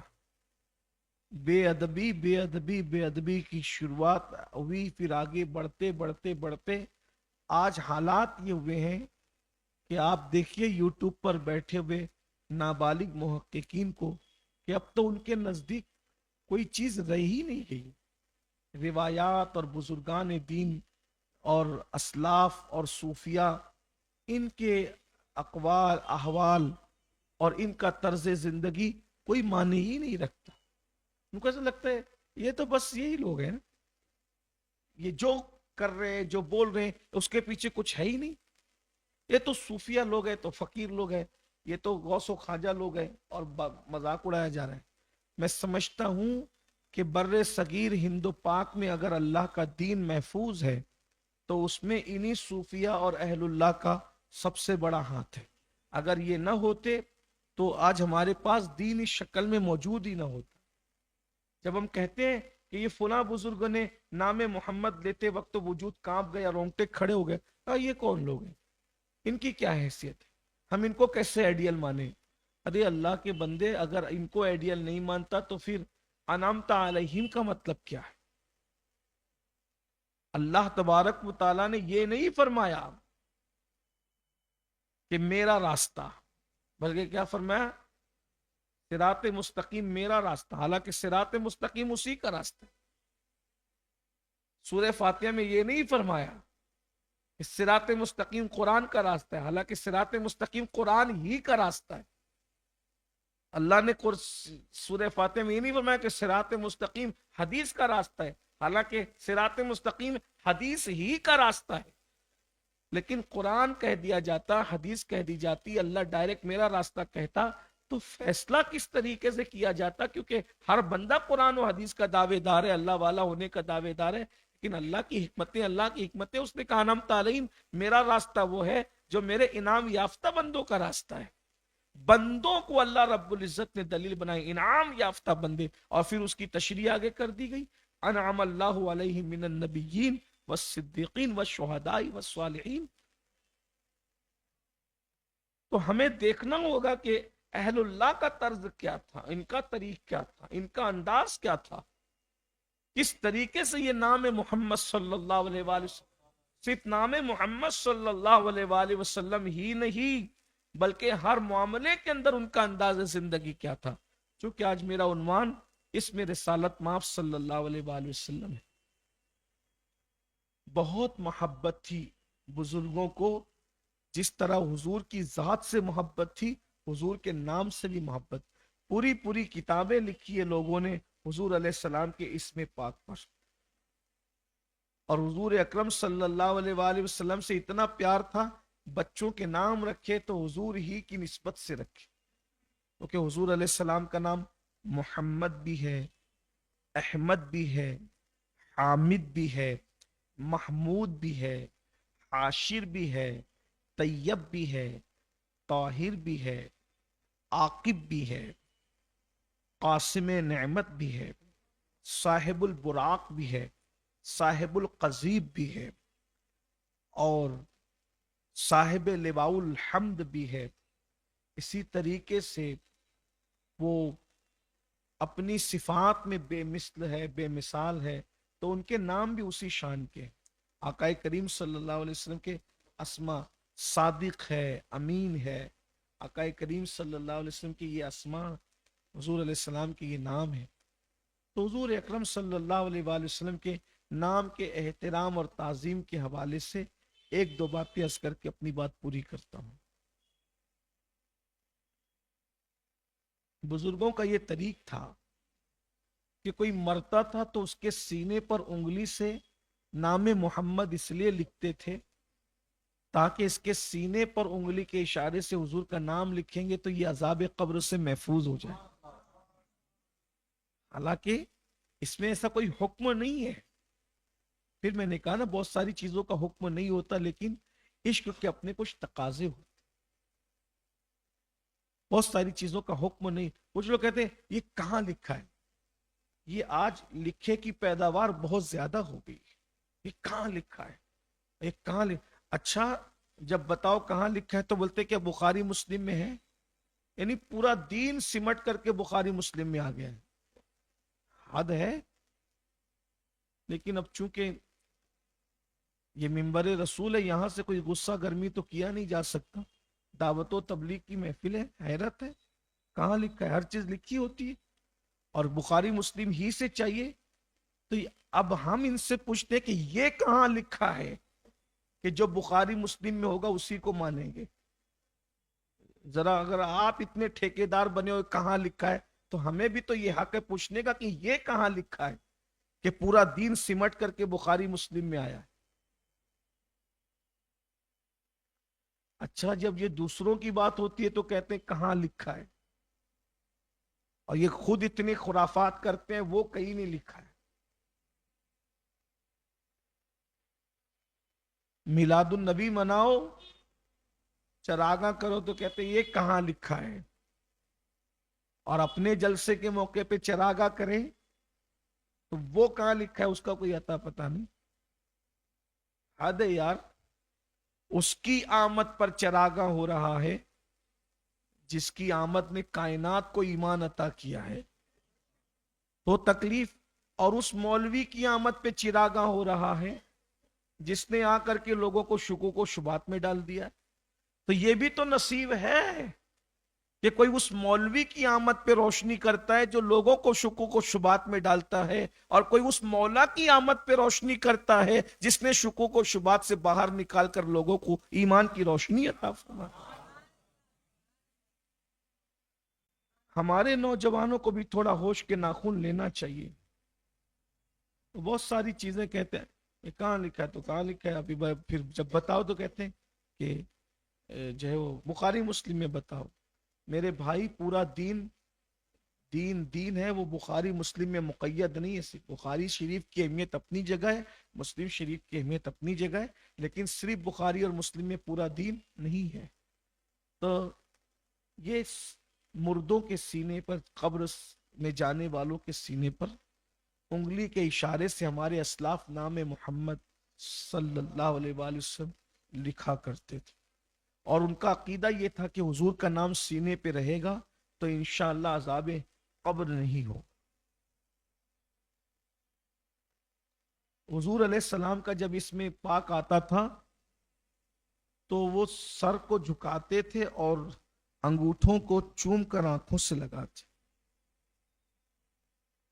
اور ان کا نظریہ یہ تھا کہ اگر کوئی ایسا کرے گا حضور علیہ السلام کی محبت میں ڈوب کر تو انشاءاللہ وہ اندھا نہیں ہوگا۔ ایک شخص نے مجھ سے کہا کہ پھر یہ انگوٹھے چومنے والے چشمہ کیوں لگاتے؟ میں نے کہا وہ اندھا نہیں ہوگا، یہ نہیں کہا کہ اس کو چشمہ نہیں لگے۔ عجیب بات، عجیب بدبختی۔ میں نے کہا یار وہ اندھا ہو نہ ہو، اس کی اپنی نیت ہے، اس کے اپنے معاملات ہیں۔ اچھا اگر آپ یہ کہتے ہیں کہ انگوٹھا چومنے کے بارے میں سنیوں کا نظریہ یہ ہے کہ جو انگوٹھا چومے گا وہ اندھا نہیں ہوگا، لیکن چشمے تو تم کو لگ رہے ہیں، میں نے کہا چلیں بھائی ٹھیک ہے، اس پر تو کوئی قرآن حدیث نہیں ہے کہ وہ اندھا نہیں ہوگا، جو بھی معاملات ہیں اس اعتبار سے، لیکن قرآن میں تو یہ ضرور موجود ہے نا کہ جو نماز پڑھے گا اس کا چہرہ چمکے گا، سیماہم فی وجوہہم من اثر السجود ہے نماز، تو کتنوں کے چمک رہے ہیں بتاؤ؟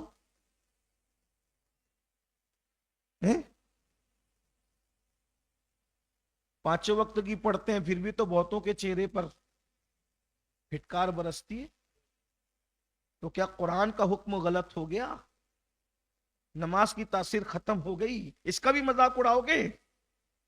عجیب بات ہے، ہر چیز کا مذاق مذاق مذاق، دین کو بھی مذاق بنا لیا۔ میرے بھائی جو فضائل ہیں وہ ہیں، نماز چہرے چمکاتی ہے، لیکن پڑھنے والا ویسا چاہیے۔ پڑھنے والا ابو بکر صدیق ہو تو بالکل نماز چہرے چمکاتی ہے، اور پڑھنے والا ابن ابی ہو تو چمکایا، وہ پڑھا تو اس نے بھی نا، بلکہ بہت تو ایسے ہیں کہ پڑھ کے بھی جائیں گے۔ فرمایا فویل للمصلین، خرابی ہے ان نمازیوں کے بھی، بے نمازیوں کے لیے، نمازیوں کے لیے۔ کن کے لیے؟ ہم عن صلاتہم ساہون، جو اپنی نمازوں سے بھولے بیٹھے، الذین ہم یراؤن، دکھاوا کرتے۔ قرآن کہہ رہا ہے نماز کی اپنی تاثیر ہے، اور نماز قرآن کہتا ہے ان الصلاۃ تنہا عن الفحشاء والمنکر، کہ بے شک نماز ہر برائی سے روک لیتی ہے۔ تو اگر نماز پڑھنے والا برائی سے نہیں رک رہا ہے تو کیا معاذ اللہ قرآن کی اس آیت کا مذاق اڑایا جائے گا؟ اس میں معاذ اللہ کوئی شک کیا جائے گا؟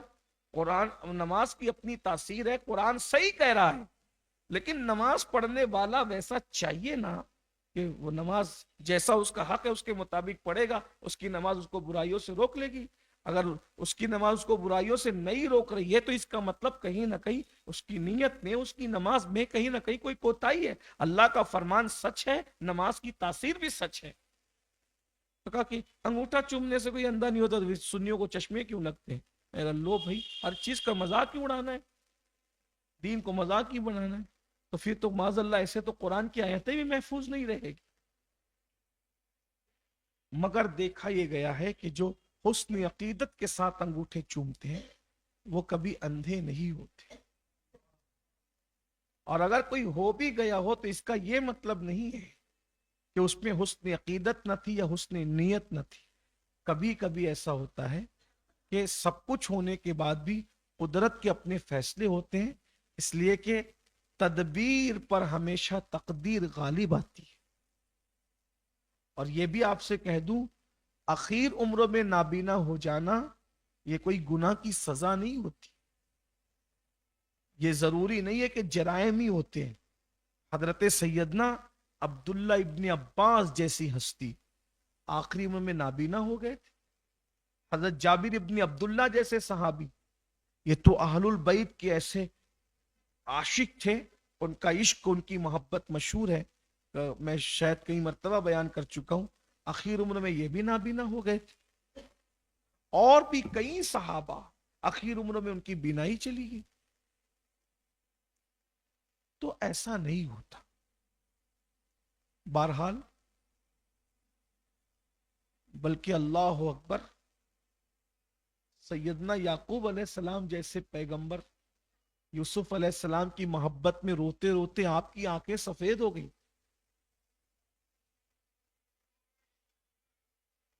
ऐसा नहीं होता, हर चीज का मजाक नहीं उड़ाना चाहिए, मजाक उड़ाने वाले अंजाम को पहुंचते हैं। तो नाम मोहम्मद सल्लल्लाहु अलैहि वसल्लम जब हुजूर का इसमें पाक आए तो अंगूठों को चूम कर आंखों से लगाना चाहिए। और मैं समझता हूं कि इसमें शर्माना नहीं चाहिए।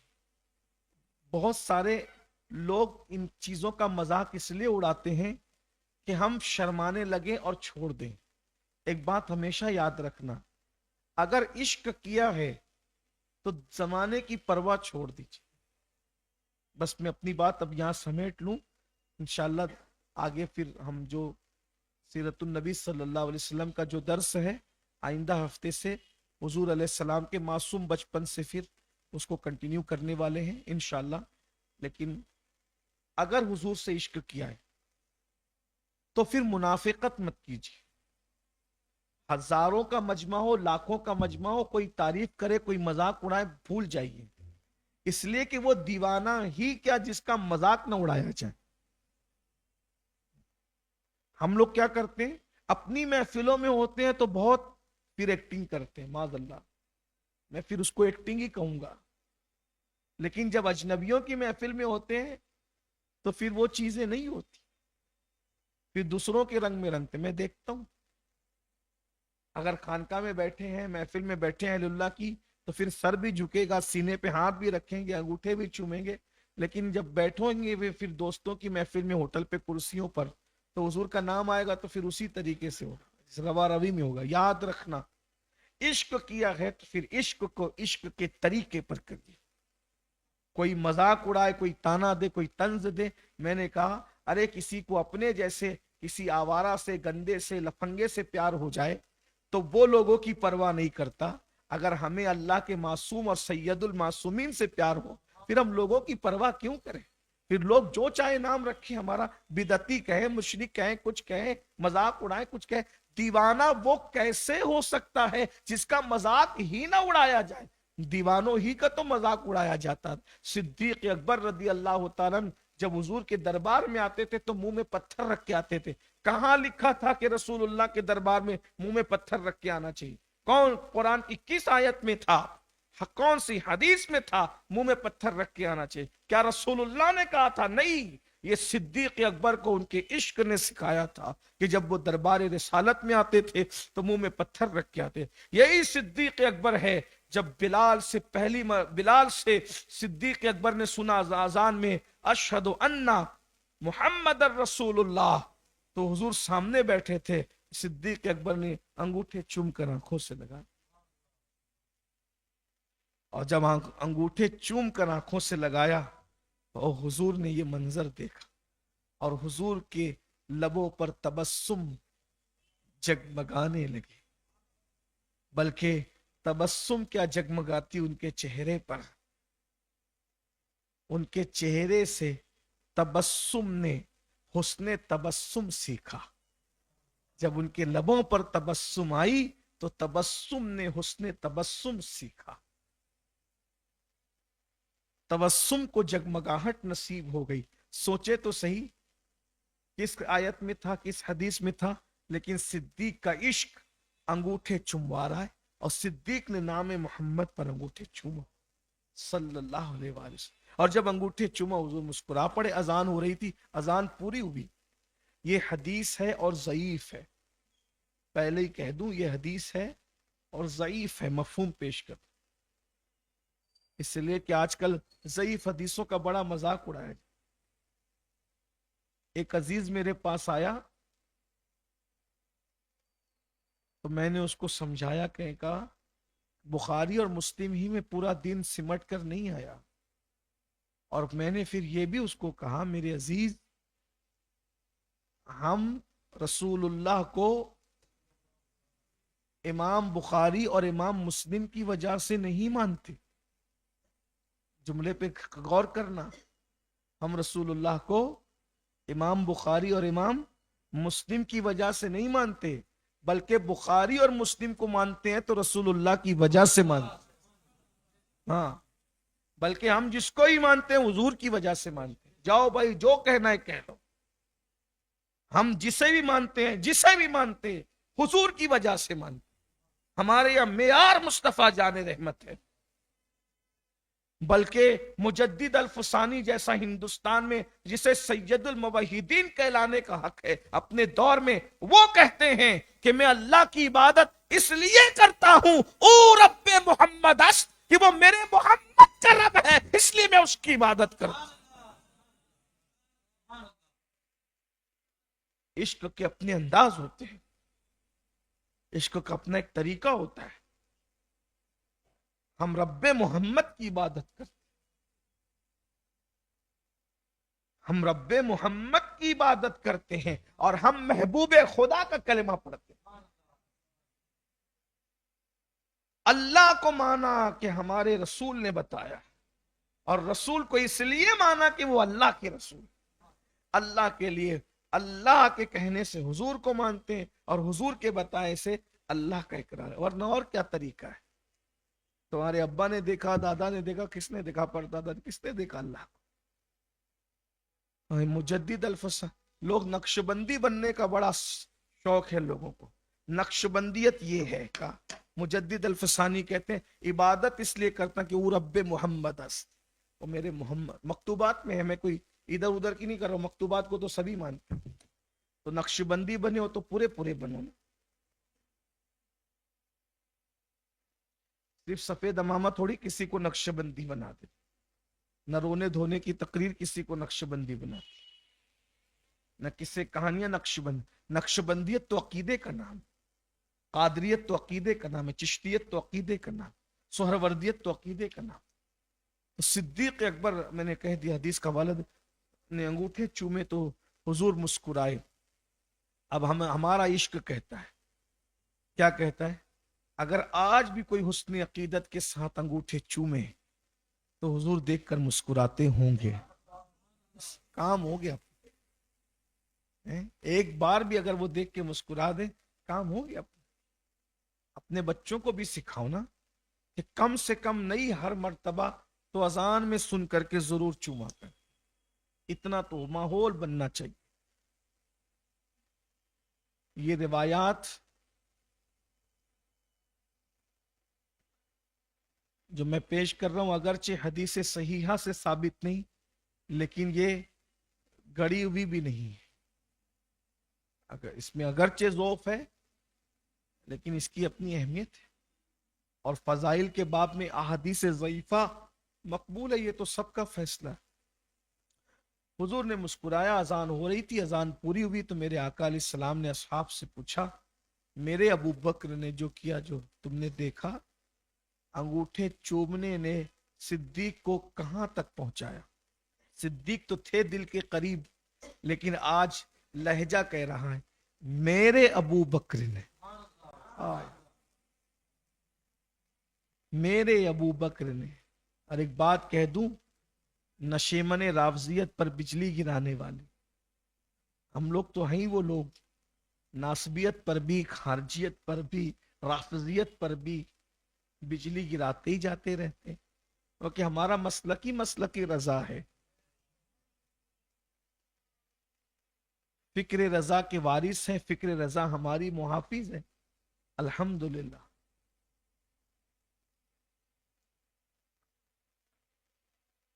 जिसको रसूलुल्लाह मेरा कहें, जिसको रसूलुल्लाह मेरा कहें, फिर हुजूर से उसको जुदा कैसे किया जा सकता? उस पर लानत कैसे की जा सकती? उसके ईमान में शक कैसे किया जा सकता है? आका फरमाते, मेरे अबू बकर ने आज जो किया है वो तुम लोगों ने देखा? साहबा किराम की, जी या रसूलल्लाह देखा। अबू बकर ने आज जो नया काम किया वो हमने देखा। सरकार ने फरमाया, अगर अजान में मेरा नाम सुनकर कोई ऐसा करेगा जो मेरे अबू बकर ने किया है, इंशाअल्लाह मैं उसको अपने साथ जन्नत में ले जाऊं। सुभान अल्लाह, कैसी बड़ी बात है। लेकिन फिर कहता हूं, जो मफहूम मैंने पेश किया ये ज़ईफ हदीस का मफहूम है। मेरे इमाम अहले सुन्नत ने इसको मुनीरुल ऐन नामी अपने रिसाले में बयान फरमाया, जिसको मैंने कुछ शरह के साथ बतौर मफहूम आपके सामने पेश किया। तो हुजूर अलैहिस्सलाम का इसमें शरीफ, अब यहाँ एक अमल बता दूं आपको और बात पूरी कर लूं कि सूफिया और अहलुल्लाह कब्र में जाने वालों के सीने पर अपने हाथ से नाम मोहम्मद लिखा करते थे ताकि अजाब कब्र से महफूज रहे। अपनी आदत बना ले कि सोते वक्त हम अपने दिल पर नाम मोहम्मद सल्लल्लाहु अलैहि वसल्लम लिख करके सोया करें। इंशाअल्लाह तबारक व ताला जो लोग कहते हैं ना सुकून की नींद नहीं आती, जाओ आज के बाद गौर करना, नींद की गोली खाकर जो सुकून की नींद नहीं आती ना लोगों को, हुस्न अकीदत के साथ बावुजू होकर अपने दिल पर अपने सीने पे जरा उंगली के इशारे से नाम मोहम्मद लिख करके देखें। बात अकीदे की है, अकीदत की बात। इंशाअल्लाह उसकी बरकतें आपको महसूस होगी। ये नाम कोई काम बिगड़ने नहीं देता, बिगड़े भी बना देता है सब नाम मोहम्मद। आंखों का तारा नाम मोहम्मद, दिल का उजाला नाम मोहम्मद, सल्ले अला का सहरा सजाकर दूल्हा बनाया नाम मोहम्मद। पूछेगा मौला लाया है क्या क्या, मैं ये कहूंगा नाम मोहम्मद। रखो लहद में जिसदम अजीजो, पढ़कर सुनाना नाम मोहम्मद। अल्लाह अकबर कहते हैं, पढ़ती दुरूदे दौड़ेगी हूरे, लाशा जो लेगा नाम मोहम्मद।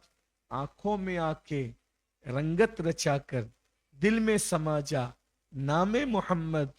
अपने जमील रजवी के दिल में आजा समा जा नाम मोहम्मद। हजरत मौलाना जमीलुर रहमान कादरी बरकाती रजवी रहमतुल्लाह अलैह की कब्रों पर अल्लाह रहमत व नूर की बरसात फरमाए। आला हजरत इमाम मिर्जा के खलीफा थे, बड़ी अच्छी नातें लिखी उन्होंने, और फिर चूंकि उनके मुर्शिद भी थे आला हजरत, तो उन्होंने ये भी कहा, अपने रजा पर कुर्बान जाऊं जिसने सिखाया नामे मोहम्मद। बड़ी बरकत है इस नाम में अल्लाह ताला। और कोशिश करो कि इसमें पाक को बावुजू लेने की, जब वुजू नहीं हो तो अलकाब व आदाब के साथ नाम लो, और जब ये नाम लेना हो तो कोशिश करो कि बावुजू लो। कोई फर्ज वाजिब नहीं है, लेकिन अदब के अपने कुछ तकाजे हैं। पिछली नशिस्त में मैंने बावुजू नाम लेने के हवाले से कुछ हिकायतें मुझे याद आता है कि मैंने बयान कर दी थी। अल्लाह ताला हम सब पर अमल के दरवाजे खोल दे, तौफीकात खैर में अल्लाह इजाफा फरमाए। दौरान गुफ्तगू अगर कोई गलती हो तो अल्लाह पाक उसे माफ फरमाए।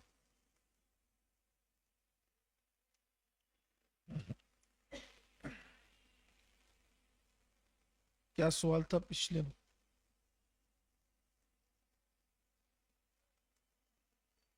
हजरत अबू अय्यूब अंसारी का असल नाम क्या था, शायद ये पूछा गया था। खालिद बिन जैद था, ये जवाब है। नदीम नूरी शेख सलीम। मोमिन मोहम्मद शर्जील अतीक असलम रमजानपुरा। आदिल कुरैशी।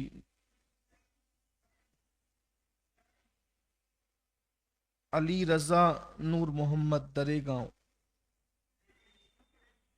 वसीम अली।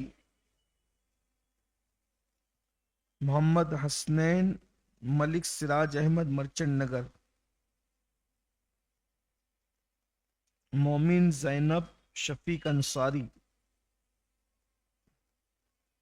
अम्मार हारिस अकील अहमद नया इस्लामपुरा।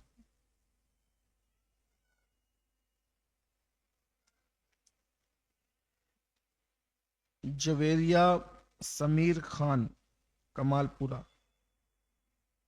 मोहम्मद रजा हामिद हसन कमालपुरा। मोमिन मोहम्मद मुश्तबा अखलाक अहमद बादशाह खान नगर। मोहम्मद हसनैन हैदर अली रमजानपुरा।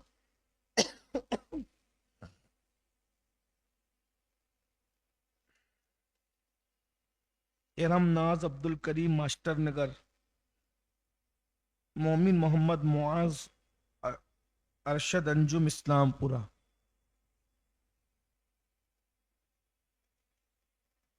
عقیل احمد شبیر احمد سلیم نگر،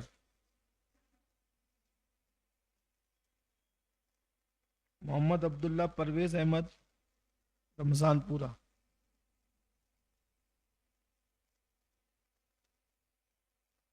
علی حمزہ فہیم احمد نوری مرچنڈ نگر،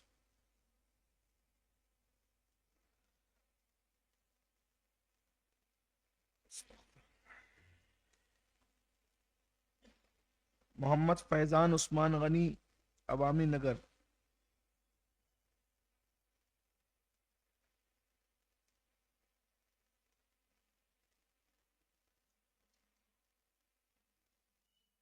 عبد الواجد نسرین بانو عبد الواجد رمضان پورہ، مومن ابو ذر الطاف حسین مومن پورہ، فائزہ فرحت جاوید احمد شابان نگر،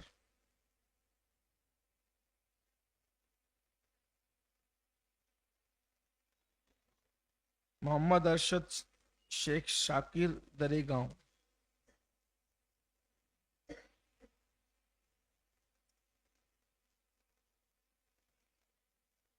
محمد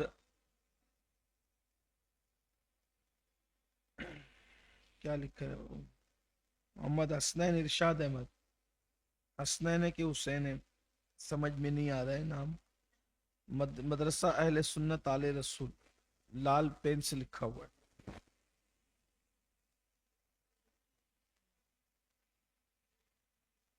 محمد سعد فخر الدین، ہو گئے۔ میں سمجھتا ہوں کہ شاید تقریباً 1 مہینے سے یہ سلسلہ رمضان المبارک کی وجہ سے موقوف تھا، اور اب پھر سے اب 4-5 مہینے بچے ہیں، یہ سلسلہ انشاءاللہ واپس سے جاری ہو گیا ہے، اجتماع کا بھی اور سوال و جواب کا بھی۔ آئندہ ہفتے کا سوال یہ ہے کہ آقا کریم صلی اللہ علیہ وآلہ وسلم نے کل کتنی خواتین کا دودھ نوش فرمایا؟ آقا کریم صلی اللہ علیہ وآلہ وسلم نے کل کتنی خواتین، اس سے پہلے جو سوال کیا گیا تھا وہ عاتقہ جو ہے ان لوگوں کے لیے کیا گیا تھا، یہ ایک الگ سوال ہے، دونوں کی نوعیت جدا جدا ہے۔ آقا کریم صلی اللہ علیہ وآلہ وسلم نے کل کتنی خواتین، یعنی کتنی خوش نصیب و خواتین ہیں جنہوں نے حضور اکرم صلی اللہ علیہ وآلہ وسلم کو دودھ پلانے کا شرف حاصل کیا ہے۔ آئندہ ہفتے کا سوال، کھڑے ہو جائے۔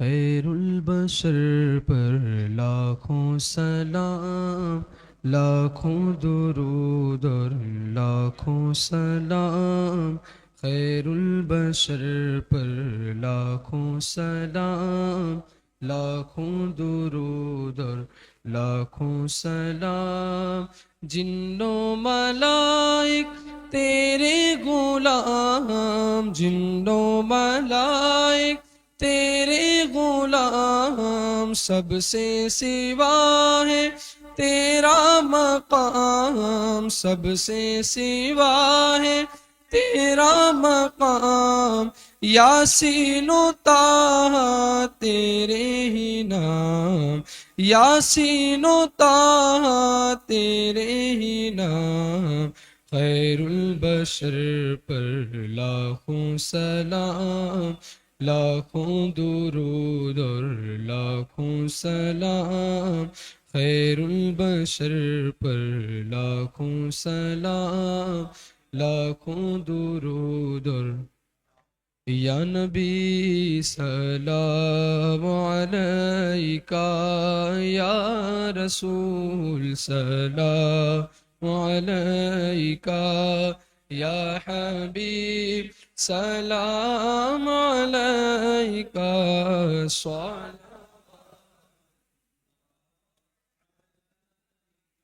الصلاة والسلام علیکہ یا سیدی یا رسول اللہ، الصلاة والسلام علیکہ یا سیدی یا حبیب اللہ، وعلی آلکہ واصحابکہ یا جد الحسن والحسین، ان اللہ وملائکتہ یصلون علی النبی یا ایھا الذین آمنوا صلوا علیہ وسلموا تسلیما، اللہم صل وسلم وزد وبارک علی سیدنا مولانا محمد صلاۃ تنجینا بہا من جمیع الاحوال والآفات وتقضي لنا بها جميع الحاجات وتطهرنا بها من جميع السيئات وترفعنا بها عندك على الدرجات وتبلغنا بها أقصى الغايات من جميع الخيرات في الحياة وبعد الممات، إنك على كل شيء قدير.